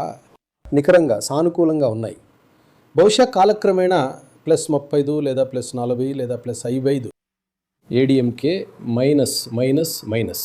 వారు బీజేపీతో జత కట్టినప్పటి నుండి సానుకూలతల కంటే ప్రతికూలతలే ఎక్కువగా ఉన్నాయి. వారు బీజేపీతో లేనప్పుడు వారికి మంచి సానుకూల రేటింగ్లు ఉండేవి. కాబట్టి అది వాస్తవానికి మాకు ఒక ప్లస్. ఎందుకంటే వారి సూత్రాలను త్యాగం చేస్తున్నారు. మనం ఇంకా ముందుకు వెళ్ళనవసరం లేదు. మేము ప్రతిసారి చెప్తాను శ్రీమతి, జయలలిత గారు మాట్లాడినప్పుడు ఆమె అన్నారు, నేను ఒకసారి తప్పు చేశాను, నేను మళ్ళీ ఆ తప్పు చేయను, నేను వారితో ఎప్పటికీ కలవను. మరియు ఆమె ఇక్కడ ఉన్నప్పుడు ఆమె దేనిని అంగీకరించలేదు. ఆమె జిఎస్టీని అంగీకరించలేదు, ఆమె నీట్ని అంగీకరించలేదు, ఆమె ఉదయ్ పథకాన్ని, విద్యుత్ పునర్వ్యవస్థీకరణను అంగీకరించలేదు. కాబట్టి అదంతా మీకు బలమైన నాయకుడు మరియు బలమైన ప్రాంతీయ పార్టీ ఉన్నప్పుడు మీరు మీ వైఖరికి కట్టుబడి ఉండగలిగారు. ముఖ్యమంత్రి పదే కొత్తగా చిత్రీకరిస్తున్నారు. ఇది తమిళనాడు మరియు ఎన్డీఏ లేదా తమిళనాడు మరియు ఢిల్లీ మధ్య జరిగే ఎన్నిక అనే పదబంధానికి అర్థం ఏమిటి? మొదటి రోజు నుండి మనం తీసుకుంటున్న కోణం అదే కదా. అది ప్రతి ఎన్నికల్లో ఆయన అంటారు, ఇది మామూలు ప్రతి ర్యాలీలో ఆయన అంటారు, ఇది మామూలు ఎన్నిక కాదు, ఇది తమిళనాడుకి ఢిల్లీకి మధ్య ఎన్నిక, మరియు తమిళనాడుకి ఎన్డీఏకి లేదా డిఎంకేకి ఎన్డీఏకి మధ్య ఎన్నిక. దాదాపు ఇదే అర్థం వచ్చేలా మీకు తెలుసుగా ర్యాలీ యొక్క ట్యాగ్ లైన్ ఉంటుంది. కాబట్టి ఇక్కడ డిఎంకే యొక్క ప్రధాన ప్రచారం ఢిల్లీ వర్సెస్ తమిళనాడుగా ఉంది. మరియు డిఎంకే మేమే తమిళనాడు అని చెబుతోంది. ఇంకా ఒకటి భాషా సమస్య, రెండవది మొత్తం ఆర్థిక వనరుల పంపిణీలో ఒక రకమైన అసమానత. దాని గురించి తమిళనాడు పదే మాట్లాడుతూనే ఉంది. మరియు ఆర్థిక సమస్య. ఇంకా మూడోది దాదాపు మీకు తెలుసుగా ఒక బహుమతిలాగా స్టాలిన్కు మరియు డిఎంకేకి వచ్చింది ఈ డీలిమిటేషన్ సమస్య. ఇక్కడ అతను తనను తాను కేవలం తమిళనాడుకే కాకుండా పాన్ సౌత్ ఈ దక్షిణ రాష్ట్రాలన్నీ డీలిమిటేషన్ ద్వారా ఏమీ జరుగుతుందోనని ఆందోళన చెందుతున్న వాటి ఆందోళనలను వ్యక్తీకరించగల వ్యక్తిగా ప్రాజెక్ట్ చేసుకుంటున్నారు. అందుకే నేను అనుకుంటున్నాను ప్రచారం చివరి రోజుల్లో వాళ్ళు ఈ డీలిమిటేషన్ సమస్యపై ఇంతగా దృష్టి పెడుతున్నారు, మేము అది చేయగలం అని చెప్తూ. దాని ద్వారా ఆయన రెండు విషయాలు సాధిస్తున్నారు. ఒకటి, ఆయన ఏఐఏడిఎంకేని ఈ పోరుకు దూరంగా ఉంచుతున్నారు. ఆయన దీన్ని డిఎంకే వర్సెస్ బీజేపీ పోరుగా చిత్రీకరిస్తున్నారు. మరియు టీవీకే ఎలాగో పక్కకు నెట్టివేయబడుతుంది. ఎందుకంటే మేమే తమిళనాడు ప్రయోజనాలను కాపాడగలము. నేను అనుకుంటున్నాను విజయ్ ఈ విషయంలో ఒక రకంగా చాలా తెలివిగా వ్యవహరించారు. కాబట్టి ఆయన బీజేపీ యొక్క సిద్ధాంతంపై దాడి చేస్తున్నారు, ఇంకా డిఎంకే వాళ్ళ రాజకీయాలపై దాడి చేస్తున్నారు. కాబట్టి ఆయన తాను ద్రావిడ సిద్ధాంతాన్ని అనుసరిస్తానని చాలా స్పష్టంగా చెప్తున్నారు. ఆయన వ్యతిరేకించేది డిఎంకే రాజకీయాలను. ఆయన డిఎంకేని తీయ శక్తి అంటే దుష్ట శక్తి అని అన్నారు. మరియు బీజేపీ ఒక సైద్ధాంతిక శత్రువు అని కూడా చెప్పారు. అవును, అందుకే ఆ సమయంలో అతను బీజేపీతో చేతులు కలపలేకపోయాడు. ఒకవేళ విజయ్ పార్టీ అయిన టీవీకే ఏఐఏడీఎంకేతో కలిసి ఉంటే ఈ ఎన్నికలు చాలా భిన్నంగా కనిపించి ఉండేవి. అయితే అప్పుడు నాయకత్వ సమస్య పెద్దగా ఉండేది. ఒకవేళ వారు కాంగ్రెస్తో కలిసి ఉంటే అది బహుశా ఇంకా బాగా పనిచేసి ఉండేది. అతనికి కొంచెం మెరుగైన అయితే కాంగ్రెస్ వాస్తవానికి ఒక క్షీణిస్తున్న శక్తి, కేవలం నాయకులే ఉండి అధికారం లేని పార్టీ, పూర్తిగా క్షీణిస్తున్న శక్తి. అవును, అందుకే ఒకానొక సమయంలో కాంగ్రెస్ విజయ్తో పొత్తు పెట్టుకొని డిఎంకేని వదిలేయటానికి చాలా ఆసక్తిగా ఉంది. అది అంతగా వర్కౌట్ అవ్వలేదు, కానీ ఆ ప్రయత్నాలన్నీ జరిగాయి. నాయకులు విజయ్ను కలుస్తూ ఉన్నారు. ఒకవేళ వారు అలా చేసి ఉంటే బహుశా అది వారికి ఇంకా బాగా పనిచేసి ఉండేది. ఖచ్చితంగా. మీకు తెలుసుగా బెంగాల్లో ఉన్నట్లే కాంగ్రెస్ అదే పరిస్థితిలో ఉంది. వారు లోక్సభలో ఎక్కువ సీట్లకు తక్కువ సీట్లకు పోటీ చేసేవారు. అవును, 3/2 వంతులు, 3/1 వంతు మరియు 3/1 వంతు, 3/2 వంతులు. నెమ్మదిగా ఏం జరిగిందంటే అందరూ ఢిల్లీ వైపు చూడటం మొదలుపెట్టారు. కాంగ్రెస్ వాళ్ళు ఢిల్లీ వైపు చూడటం మొదలుపెట్టారు, ఈ ప్రదేశాన్ని నాయకత్వం లేకుండా వదిలేసి. నిజమే.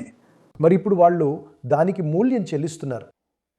వాళ్ళు అసలు దాదాపుగా ఉనికిలో లేని పార్టీ. మరో పెద్ద విషయం ఏమిటంటే ఈ ఎన్నికలలో మరియు తమిళనాడు ఎన్నికలలో కులం ఎంత ముఖ్యం అనేది. నిజానికి తమిళనాడు కులం విషయానికి వస్తే చాలా భిన్నత్వం ఉన్న రాష్ట్రం, కానీ అందరూ దాదాపుగా సామరస్యంగానే జీవిస్తారు. కానీ ఇక్కడ వాస్తవానికి అగ్రవర్ణ వ్యతిరేక ఫార్వర్డ్ కుల బ్రాహ్మణ వ్యతిరేక ఉద్యమాలు జరిగాయి. కానీ మొత్తం మీద మతం మరియు కులం కొద్దిగా సయోధ్య పాత్రను పోషిస్తాయి. తమిళనాడులోని వివిధ కులాలను ఒకసారి చూద్దాం. మరియు ఎన్నికలలో అవి ముఖ్యమా?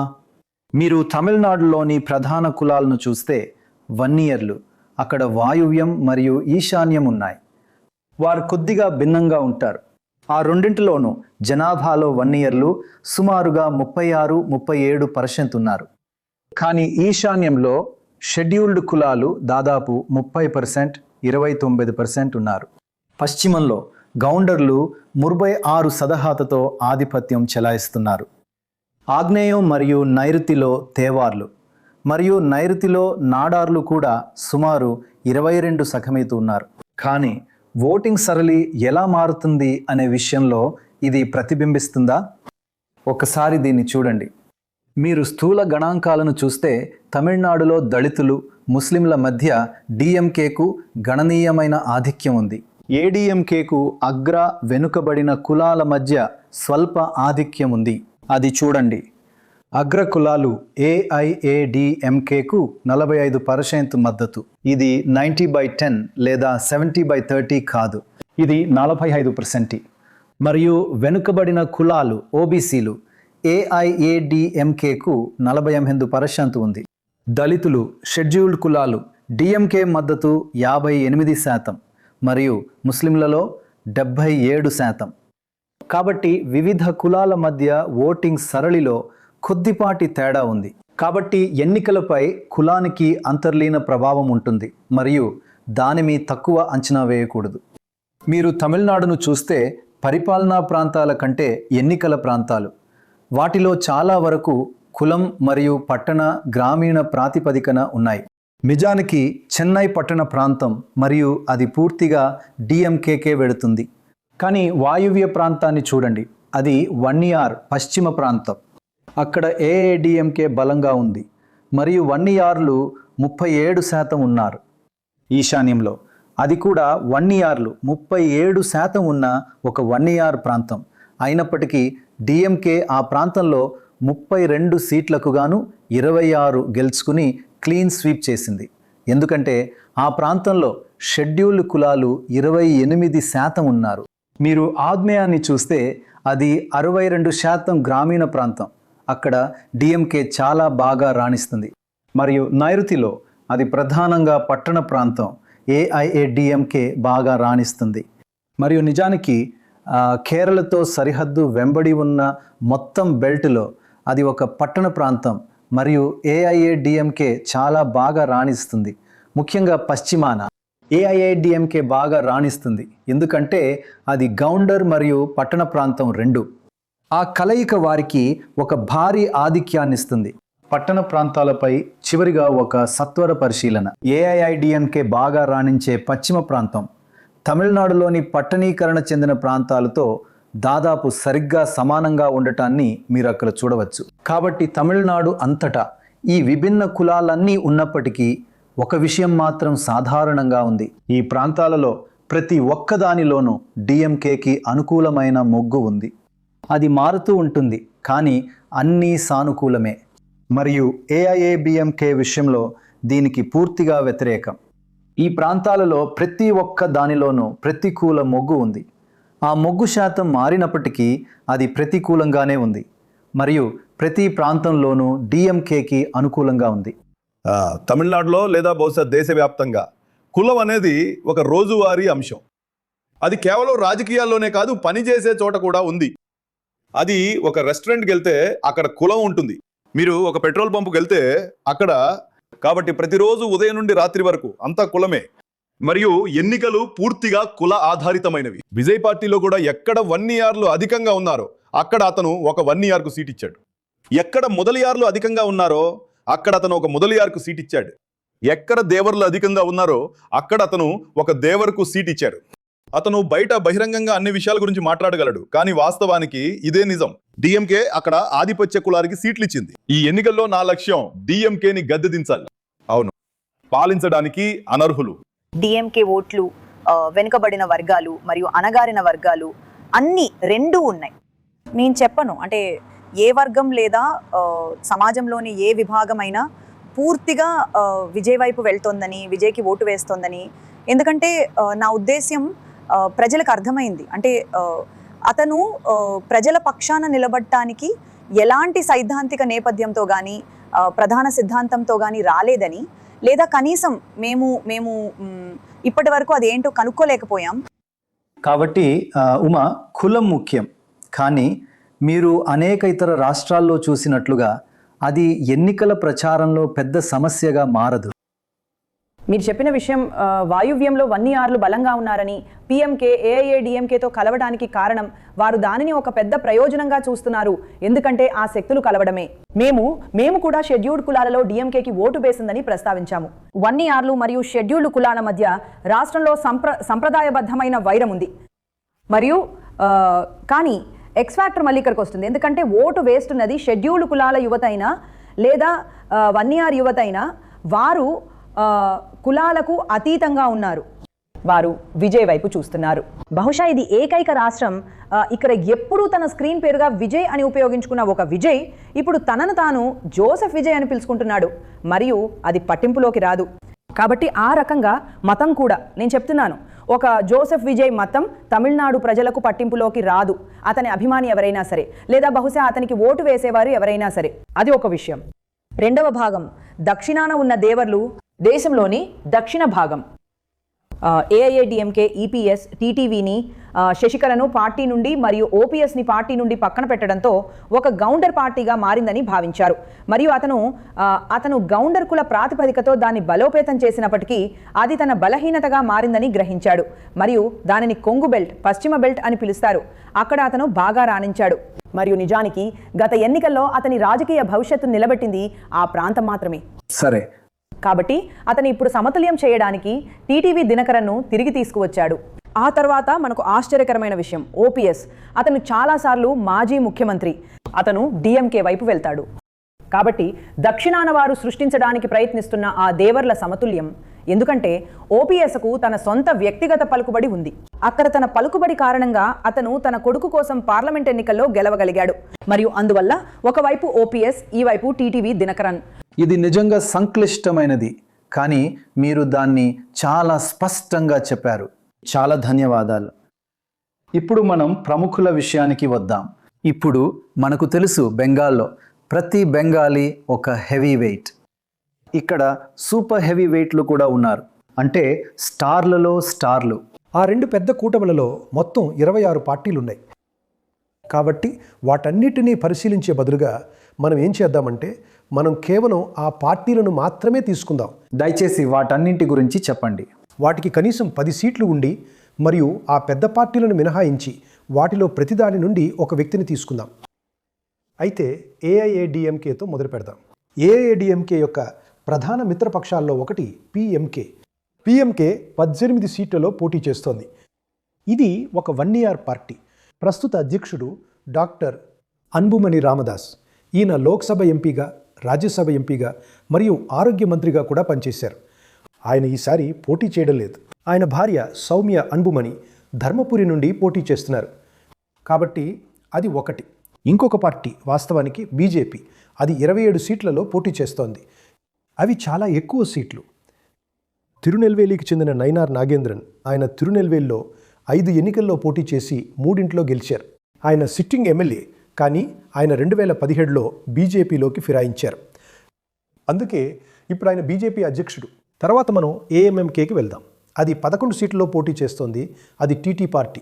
దినకరన్, ఈయన శశికళ మేనల్లుడు మరియు జయలలిత పుణ్యమా అని రాజ్యసభ మరియు లోక్సభ ఎంపీగా ఉన్నారు. ఇప్పుడు ఇందులో మంచి విషయం ఏమిటంటే ఇద్దరు మిస్టర్స్ రామదాస్, అన్బుమణి తండ్రి మరియు దినకరన్ అత్త ఇద్దరూ తమ వారసులు బాగా రాణించకూడదని నిర్ధారించుకోవడానికి ప్రయత్నిస్తున్నారు. అందుకే వారు పక్కనే అభ్యర్థులను నిలబెట్టారు. ఇప్పుడు మనం పెద్ద పార్టీల దగ్గరికి వెళ్దాం. ఏఐఏడిఎంకే 166 సీట్లలో పోటీ చేస్తోంది. అన్నట్టు ఏఐఏడిఎంకే మహిళలకు 20 కన్నా తక్కువ సీట్లు ఇచ్చింది. డిఎంకే కూడా అంతే. కాబట్టి ఈ రెండింట్లో దేనిని నిజంగా మహిళల పార్టీలు అని పిలవలేం. ఎడప్పాడి పళనిస్వామి, అతను ఎడప్పాడి నుంచి పోటీ చేశాడు. ఇది అదే స్థానం నుంచి 8వ ఎన్నిక. అతను గత 3 ఎన్నికలతో సహా 5 సార్లు గెలిచాడు. గత ఎన్నికల్లో అతనికి 40% కంటే ఎక్కువ మెజారిటీ వచ్చింది. అతను మంత్రి. అతను 2017 నుండి 2021 వరకు మాజీ ముఖ్యమంత్రి మరియు 2021 నుండి అసెంబ్లీలో ప్రతిపక్ష నాయకుడు. బిల్లుపురం నుండి శ్రీ పి షణ్ముగం. అతను రాజ్యసభ ఎంపీ మరియు ఒక మాజీ మంత్రి. అతను 2021 అసెంబ్లీ ఎన్నికల్లో విల్లుపురంలో ఓడిపోయాడు. అంతకుముందు 2018లో మరియు 2016లో గెలిచాడు. ఇప్పుడు అతను రాజ్యసభ నుండి తిరిగి వచ్చి అసెంబ్లీలో పోటీ చేయాలనుకుంటున్నాడు. మరియు 3వ వ్యక్తి కుమారకొట్టం నుండి శ్రీ పి తంగమణి. అతను ఈ సీటు నుండి గత 3 ఎన్నికల్లో గెలిచాడు. గత ఎన్నికల్లో అతను 15% మెజారిటీతో గెలిచాడు. మరియు అతను ఏఐఏడిఎంకే యొక్క ఈపీఎస్ ప్రభుత్వంలో మంత్రిగా ఉన్నారు, చివరి మంత్రి. తర్వాత డిఎంకే మిత్రపక్షాల దగ్గరకు వెళ్దాం. ముందుగా మిత్రపక్షాలు, ఆ తర్వాత ప్రధాన పార్టీలు. మనం మాట్లాడుకున్నట్లుగా కాంగ్రెస్కి అంతగా కలిసి రావటం లేదు. 28 సీట్లు. ఇది చాలా కష్టమైన పేరు. సెల్వ పెరుందుంగై. ఆయన శ్రీపెరంబుదూర్ నుండి పోటీ చేస్తున్నారు. అక్కడే రాజీవ్ గాంధీ హత్యకు గురయ్యారు. ఆయన ప్రస్తుతం కాంగ్రెస్ అధ్యక్షుడిగా ఉన్నారు మరియు ఆయన అదే రాష్ట్రానికి చెందిన ఒక ఎమ్మెల్యే. ఆయన 4 ఎన్నికలలో పోటీ చేశారు. 2 గెలిచారు, 2 ఓడిపోయారు. ఆయన ప్రస్తుత మెజారిటీ కేవలం 4%. చివరిగా కెప్టెన్ పార్టీ డిఎండికే. ఆయనకు 10 సీట్లు వచ్చాయి మరియు ఆయన భార్య ప్రేమలత విజయకాంత్ విరుదునగర్, విరుధాచలం నుండి పోటీ చేస్తున్నారు. ఆమె కెప్టెన్ వితంతు మరియు ఎన్నికల రాజకీయాల్లోకి ఆమె ప్రవేశించడం ఇదే మొదటిసారి. ఇప్పుడు మళ్ళీ పెద్ద పార్టీ డిఎంకే. ఎంకే కొల్లత్తూరు నుండి స్టాలిన్. ఆయన 2021 నుండి ముఖ్యమంత్రిగా మరియు 2016 నుండి 21 వరకు ప్రతిపక్ష నాయకుడిగా ఉన్నారు. ఇది ఆయన 10వ ఎన్నిక. ఆయన ఓడిపోయారు. ఆయన మరియు ఆయన సహచరులలో కొందరు వారు కేవలం 2 ఓడిపోయారు. 1980 1991. వారందరూ 2 ఓడిపోయారు. 10వ ఎన్నిక. ఆయన ప్రస్తుత మార్జిన్ చాలా తక్కువ, కేవలం 70,000 ఓట్లు. కాబట్టి ఆయన పెద్దగా పార్టీ చేసుకోకూడదు. ఆ తర్వాత వాస్తవానికి అదే అతిపెద్ద క్యాచ్ అని నేను అనుకుంటున్నాను.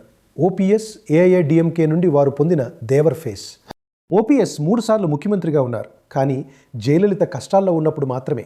ఆమె దూరంగా ఉన్నప్పుడు సీటును వెచ్చగా ఉంచడానికి ఆయన ఆమెకు నమ్మకమైన వ్యక్తి. బోడి నాయకనూరు నుండి ఓపీఎస్. జయలలిత కష్టాల్లో ఉన్నప్పుడు ఆయన 3 సార్లు కొద్ది కాలం పాటు ముఖ్యమంత్రిగా ఉన్నారు, కానీ ఆయన ఈపీఎస్కి ఉప ముఖ్యమంత్రిగా ఉన్నారు. ఆయన వరుసగా 5 ఎన్నికలలో గెలిచారు. ఆయన 11 బడ్జెట్లను ప్రవేశపెట్టారు. ఆయనను జూలై 2022లో ఏఐఏడిఎంకే నుండి బహిష్కరించారు. ఆయన క్రియాశీల రాజకీయాలకు దూరంగా ఉన్నారు, కానీ ఈ సంవత్సరంలో ఫిబ్రవరిలో ఆయన డిఎంకేలో చేరారు.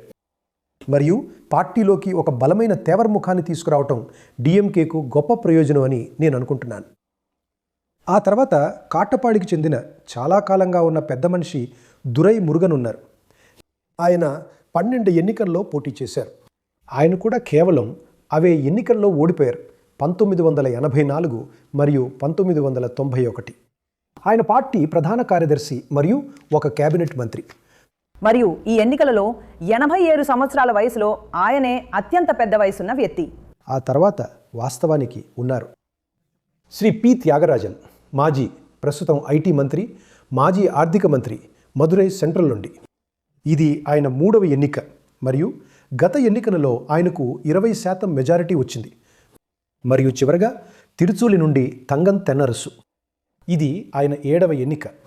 ఆయన తిరుచూలి నుండి గత 3 సార్లు గెలిచారు, చివరిసారి 35% మెజారిటీతో. ఆయన 2023 నుండి ఆర్థిక మంత్రిగా ఉన్నారు. 1 సంవత్సరం క్రితం ఆయన పరిశ్రమల మంత్రిగా ఉన్నారు. ఇప్పుడు మనం టీవీకే వద్దకు వెళ్లే ముందు మనం కొంచెం వినోదాన్ని చూద్దాం. డిఎంకే యొక్క చిహ్నం ఉదయిస్తున్న సూర్యుడు, మరి ఇప్పుడు మనకు ఉదయిస్తున్న సూర్యుడు ఉదయనిధి స్టాలిన్ ఉన్నారు. ఆయనే ఉదయిస్తున్న సూర్యుడు. ఆయన చేపాక్ నుండి పోటీ చేశారు. ఇది ఆయన 2వ ఎన్నిక. ఆయనకు 80% అనే స్వల్ప మెజారిటీ ఉంది, కాబట్టి ఆయన సౌకర్యవంతంగానే ఉండాలి. కానీ ప్రశ్న ఏమిటంటే, ఆయన ఒక సినిమా నిర్మాత, ఒక నటుడు, ఒక సినిమా పంపిణీదారుడు. ఆయన మొదటిసారిగా 2008లో ఒక సినిమా నిర్మించారు. మరి ఆ నటుడు ఎవరని మీరు అనుకుంటున్నారు? విజయ్. దేవుడా, నిజంగానా? అవును. కాబట్టి అతను విజయ్ ఉండేవారు, ఇప్పుడు కాదని నేను అనుకుంటున్నాను. చాలా మంచి స్నేహితుడు. కానీ అతను నిజానికి చిత్ర పరిశ్రమలో ఒక పెద్ద వ్యక్తి. ఇక ఇప్పుడు మనం స్వయంగా ఆ మహానుభావుడి వద్దకే వద్దాం, మిస్టర్ విజయ్. అతను టీవీకే నాయకుడు మరియు 2024లో పార్టీ వ్యవస్థాపకుడు. ఏ ఇతర పార్టీ కన్నా ఎక్కువగా అన్ని సీట్లలో పోటీ చేస్తున్నారు. అతను 2 సీట్లలో పోటీ చేస్తున్నారు, పెరంబూర్ మరియు తిరుచులపల్లి ఈస్ట్. అతను ఇప్పుడు స్పష్టంగా తెరపై అతిపెద్ద స్టార్. అతని సినిమాలు 400 నుండి 360 కోట్లు సంపాదిస్తున్నాయి. మరియు అతనికి చాలా నిరాడంబరంగా గ్రేటెస్ట్ ఆఫ్ ఆల్ టైమ్స్ అని పేరు పెట్టబడిన ఒక సినిమా ఉంది. కాబట్టి అతను బాగానే చేస్తున్నాడు. అతను 2024లో టీవీకేని స్థాపించాలని నిర్ణయించుకున్నాడు. అతను భారీ సంఖ్యలో ప్రేక్షకులను ఆకర్షిస్తాడు, ముఖ్యంగా యువతలో. మరియు అది ఫలించిందో లేదో మనం మే 4న తెలుసుకుంటాం. గతంలో అతను కెప్టెన్తో కలిసి పనిచేసేవాడు మరియు అతను ఇళయ దళపతి అని పిలువబడేవాడు, అంటే చిన్న కమాండర్ అని అర్థం. ఇప్పుడు కెప్టెన్ లేరు కాబట్టి అతను దళపతి, ఇక అంతే. చాలా అయితే కొంతవరకు ఇంతకు ముందు మీరు చెప్తున్నారు మీరు ఎవరో ఒకరి ద్వారా శిక్షణ పొందాలని. కాబట్టి అతను కెప్టెన్ ద్వారా శిక్షణ పొందాడు. అతను పని చేయలేదు. అవును, అతను కెప్టెన్ దగ్గర శిక్షణ పొందలేదు, కానీ సినిమాల్లో కెప్టెన్తో కలిసి పనిచేశాడు. అవును, రాజకీయాల్లో కాదు. అవును. ఓ సరే. అతను సినిమాల్లో కెప్టెన్తో కలిసి పనిచేశాడు. ఆసక్తికరంగా ఉంది. వావ్, చాలా మంది హేమీలు. అవును. సరే, ఇప్పుడు మనం చివరగా ఈ ఎన్నికలు ఏ దిశగా వెళ్తున్నాయో తెలిపే సూచికలు ఏంటో చూద్దాం. అన్నింటికన్నా ముందుగా ఓట్ల స్వింగ్ల విషయంలో సీట్ల పరంగా ఇది చాలా సున్నితమైన రాష్ట్రం. డిఎంకేకి వ్యతిరేకంగా 3% స్వల్ప స్వింగ్ జరిగినా వారు ఈ ఎన్నికల్లో ఓడిపోవచ్చు. అది అంత సున్నితమైనది. ఇతర సూచికలు ఏమిటి? వాటిలో ఒకటి ఉప ఎన్నికలు. ఉప ఎన్నికల్లో డిఎంకే ఎంత బాగా రాణిస్తోందో చూడండి. 3 ఉప ఎన్నికలు జరిగాయి. వాటిలో డిఎంకేకు అనుకూలమైన స్వింగ్ +14%. మరియు ఈ 3 ఉప ఎన్నికలలో ఏడీఎంకేకు వ్యతిరేకమైన స్వింగ్ -10%. అది ఏఐఏడీఎంకేకు కొంత ఆందోళన కలిగించే సూచిక అవుతుంది. ఏఐఏడీఎంకేకు మరో ఆందోళన కలిగించే అంశం స్థానిక సంస్థల ఎన్నికలు. 2022లో జరిగిన స్థానిక సంస్థల ఎన్నికల్లో డిఎంకే అక్షరాలా ఊడ్చేసింది. వారు మున్సిపల్ కార్పొరేషన్లో దాదాపు 5 రెట్లు, మున్సిపాలిటీలో 3 రెట్లు, 3 నుండి 4 రెట్లు, మరియు టౌన్ పంచాయతీలలో ఏఐఏడీఎంకే బీజేపీ రెండూ కలిపి సాధించిన దానికంటే దాదాపు 3 రెట్లు ఎక్కువ సాధించారు. కాబట్టి అది డిఎంకే సంతోషించే మరో సంకేతం. మరియు ఏఐఏడీఎంకే ఆందోళన చెందవచ్చు, కానీ అది 4 సంవత్సరాల క్రితం జరిగింది. కాబట్టి 4 సంవత్సరాలలో పరిస్థితులు మారుతాయి. చివరగా ఇటీవలి లోక్సభ ఎన్నికల సూచికల గురించి ఏమిటి? దాన్ని ఒక్కసారి చూడండి. ఏఐఏడీఎంకే వాస్తవానికి బాగా క్షీణించింది మరియు బీజేపీ బాగా పుంజుకుంది. కానీ మొదట డిఎంకే అది 45 నుండి సుమారు 47కు పెరిగింది. ఏఐఏడీఎంకే 33 నుండి 23కు పడిపోయింది. 2024లో అసెంబ్లీ మరియు లోక్సభ ఎన్నికల మధ్య ఇది 10% తగ్గుదల.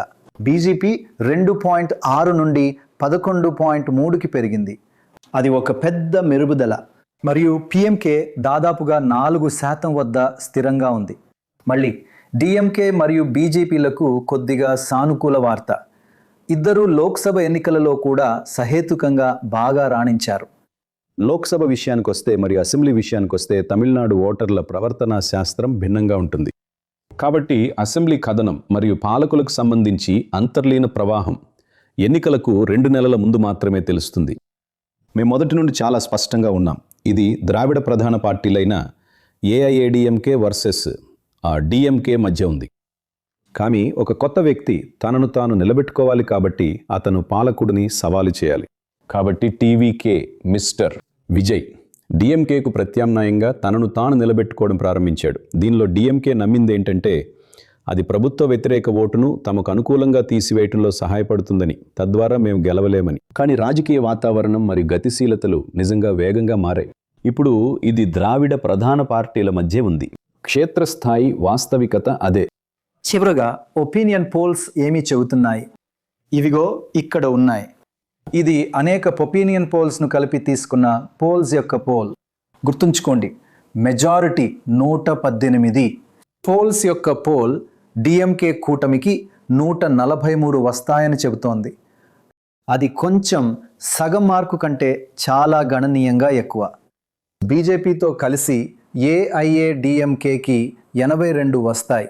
విజయ్ పార్టీ అయిన టీవీకేకి 8 మరియు ఇతరులకు 1. కాబట్టి 143, 82, 8 మరియు 1 డిఎంకేకి స్పష్టమైన విజయాన్ని సూచిస్తున్నాయి. కానీ తమిళనాడులో పోల్స్ ఎంత ఖచ్చితమైనవి? నిజానికి అవి చాలా ఖచ్చితమైనవి. సంవత్సరాలుగా ఖచ్చితత్వపు రేటు 90%. దానికి కారణం బహుశా తమిళనాడులో సర్వేలలో ప్రతిస్పందించేవారు నిజం చెప్పడమే. మరియు 90% అనేది చాలా మంచి స్ట్రైక్ రేట్ కదా? చాలా మంచిది, అద్భుతమైన స్ట్రైక్ రేట్. బెంగాల్ కూడా దాదాపు అలాగే ఉంది అనుకుంటున్నాడు. ఓ, బెంగాల్ అంతా నిజాయితీ. నవ్వకండి. నేను ఒకటి చెప్పొచ్చా? మీకు తెలుసా, మీరు ఆ స్థానిక ఎన్నికల గురించి చెప్పింది. అవును, మీకు తెలుసా, అది మీకు ఇతర ఎన్నికలలో పోరాడటానికి మౌలిక సదుపాయాలను ఇస్తుంది. మీరు స్థానిక ప్రాంతాల్లో గెలిస్తే నిజమే, అది మీకు స్థానికంగా మరింత పలుకుబడిని ఇస్తుంది అంతే. కాబట్టి అసెంబ్లీ ఎన్నికలు వచ్చినప్పుడు మీరు సాపేక్షంగా మరింత సన్నద్ధంగా ఉంటారు. ఈ మధ్యలో పరిస్థితులు డిఎంకే వైపు మొగ్గు చూపుతున్నట్లు కనిపిస్తున్నాయి.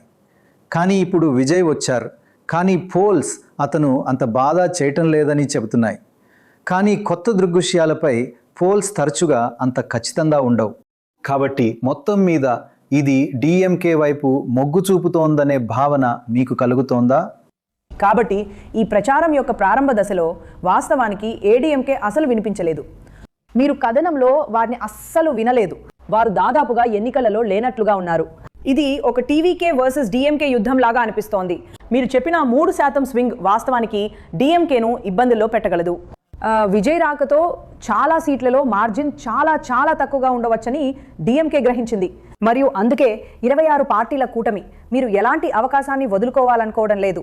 అందువల్ల మీరు అందరినీ ఒక చోట కలుపుతున్నారు. అందువల్ల ఆ కొన్ని వేల ఓట్లు కూడా, ఒకవేళ డిఎండికే ఒక నిర్దిష్ట నియోజకవర్గంలో మీకు కేవలం 2000, 3000, 4000 ఓట్లు తెచ్చినా కూడా నిర్ణయాత్మకం కావచ్చు. అది నిర్ణయాత్మకం కావచ్చు. మరియు అందుకే డిఎంకే 26 పార్టీలతో ఇంత పెద్ద కూటమిని ఏర్పాటు చేసింది. నిజమే. అయితే ఎవరు గెలుస్తున్నారు? అయితే ఒక ఆసక్తికరమైన సాధారణ ప్రశ్న. విజయ్ గురించి ఒక ఆసక్తికరమైన విషయం నేను ఎక్కడో చదివింది ఏమిటంటే, వాళ్ళ నాన్నగారు అతన్ని స్కూల్లో చేర్పించడానికి వెళ్ళినప్పుడు ఆయన ఏ కులాన్ని గాని మతాన్ని గాని రాయించకుండా కేవలం అతను ఒక తమిళుడని చెప్పారు. అందుకే విజయ్ ఎప్పుడు తన సినిమాల్లో కూడా అతను ఎప్పుడు విజయ్ గానే ఉండేవాడు. అంతేగాని జోసెఫ్ విజయ్ కాదు. తన ప్రచారం ప్రారంభించిన తర్వాత ఇప్పుడు అతను అలా అయ్యాడు. కానీ ఆసక్తికరంగా కూడా అతను ఈ ఎన్నికల్లో ఒంటరిగా పోటీ చేయబోతున్నాననే విషయాన్ని ప్రకటించినప్పుడు ఆ ప్రకటన ఒక ఇఫ్తార్ పార్టీలో చేయబడింది. కాబట్టి విజయ్ అనే వ్యక్తికి ఒక రకంగా చెప్పాలంటే మతం లేదు, కులం లేదు, ఏ సిద్ధాంతం లేదు, క్షేత్రస్థాయి సంస్థ లేదు. అయినా కూడా ఈ ఎన్నికల్లో అతనే ఎక్స్ ఫ్యాక్టర్. నిజంగా అద్భుతం. అయితే వాళ్ళు దాన్ని ఒక ప్రచారంగా ఉపయోగించుకోవాలని చూశారు. వాళ్ళు చూడండి ఇతను జోసెఫ్ విజయ్ అని చెప్పడం మొదలుపెట్టారు. కానీ అది బెడిసి కొట్టింది. వాళ్ళు అతని వ్యక్తిగత జీవితంలోని కొన్ని సంఘటనల పరంగా విజయ్కు వ్యతిరేకంగా ఏది చేసినా చేయటానికి ప్రయత్నించినా అదంతా బెడిసి కొట్టినట్టు అనిపించింది. మరియు అందుకే 2 పార్టీలు చాలా వరకు అతని ప్రస్తావనను నివారిస్తాయి. వాళ్ళు ఇప్పటికీ అలానే ప్రవర్తిస్తున్నారు. అంటే మేము కనిమొడితో మాట్లాడాము మరియు ఆమె అంది, ఇది త్రిముఖ పోరు కాదు, మేము ఇప్పటికీ దీనిని ద్విముఖ పోరుగానే చూస్తున్నాము. అయితే ఎవరు గెలుస్తున్నారు దోరబ్? మీకు తెలుసు లేదా మీరు బహిరంగంగా చెప్పాలనుకుంటున్నారా? లేదు, బహిరంగంగా కాదు. అర్థమైంది. కానీ పోల్స్ సాధారణంగా సరైనవే మీరు చెప్తున్నట్టుగా. కాబట్టి అలాగే కనిపిస్తోంది. మీకు తెలుసా, నాకు తెలిసి ఆ నిప్పు చల్లారిపోయింది. ఒకసారి జయలలిత వెళ్ళిపోయాక నాకు తెలిసి ఏఐఏడిఎంకేలో ఆ నిప్పు చల్లారిపోయింది మరియు వారు అదే చరిష్మా ఉన్న నాయకుడిని భర్తీ చేయలేకపోయారు. మీకు తెలుసా, 40 నుండి 80 ఏళ్లుగా ఏఐఏడిఎంకే చరిష్మా మీదే బతుకుతోందని మర్చిపోకండి. మొదట ఎంజీఆర్ మరియు జయలలిత. కాబట్టి అది ఒక ఆకర్షణ ఆధారిత పార్టీ. ఇది ఒక పటిష్టమైన తమిళ ఆధిపత్యం గల పార్టీ డిఎంకే. కాబట్టి వారికి సూపర్ స్టార్ లేరు, దాదాపుగా ఎవరూ లేరు. కాబట్టి అది కావచ్చు. సరే, కాబట్టి సారాంశం చెప్పాలంటే ఇది చాలా క్లిష్టంగా ఉందని మీరు చూడవచ్చు. ఇక్కడ కీలక సమస్యలకు సంబంధించిన ఒక గ్రాఫిక్ ఉంది. మొదటిది ప్రభుత్వ వ్యతిరేకత. అది బిఎంకేకి వ్యతిరేకంగా పనిచేస్తుంది. రెండవది మహిళల భద్రత ఒక భావించిన సమస్యగా ఉండటం. అయితే వాస్తవానికి ఇది మహిళలకు చాలా సురక్షితమైన రాష్ట్రం అని గణాంకాలు చూపిస్తున్నాయి. కానీ ఈ ఎన్నికలలో అది ఎంత ముఖ్యమైనది అవుతుంది మరియు అది డిఎంకేకి వ్యతిరేకంగా వెళ్ళవచ్చు. ప్రాంతీయ పార్టీల ఎదుగుదల కీలకం మరియు బీజేపీతో పొత్తు పెట్టుకోవడం ద్వారా ఏఐఏడిఎంకే చేసిన పొరపాటు అది కావచ్చు. జాతీయ పార్టీలు క్షీణిస్తున్నాయి మరియు ప్రాంతీయ పార్టీలు ఎదుగుతున్నాయి. ఆ తర్వాత వాస్తవానికి ఈ అద్భుతమైన కొత్త అంశం సూపర్ స్టార్ విజయ్, భారీ జనాలు, అది ఓట్లుగా మారుతుందా మరియు అది ప్రభుత్వ వ్యతిరేక ఓటును చీలుస్తుందా? అది డిఎంకేకి చాలా సహాయపడగలదు. సూచికలు, ఉప ఎన్నికలు, స్థానిక సంస్థల ఎన్నికలు మరియు పోల్స్ డిఎంకే వైపు మొగ్గు చూపుతున్నాయి. మరియు చివరగా వాస్తవానికి ఈ ఎన్నికల చివరి దశలో నియోజకవర్గాల పునర్విభజన ఒక ముఖ్యమైన అంశంగా ఉద్భవించింది. అయితే దోరబ్, ఇది 50-50, ఏమైనా జరగవచ్చు. మీరు చెప్తున్నది అదేనా? అంతా ఆధారపడి ఉంటుంది, మనం తెలుసుకుంటాం. అంత ఆధారపడి ఉంటుంది. చూసినందుకు మీకు చాలా ధన్యవాదాలు. ఇది ఒక సంక్లిష్టమైన కథ మరియు మేము కొన్ని సమస్యలను ఒక రకంగా స్పష్టం చేశామని నేను ఆశిస్తున్నాను. మళ్ళీ త్వరలో కలుద్దాం. కౌంట్ డౌన్ చూసినందుకు ధన్యవాదాలు.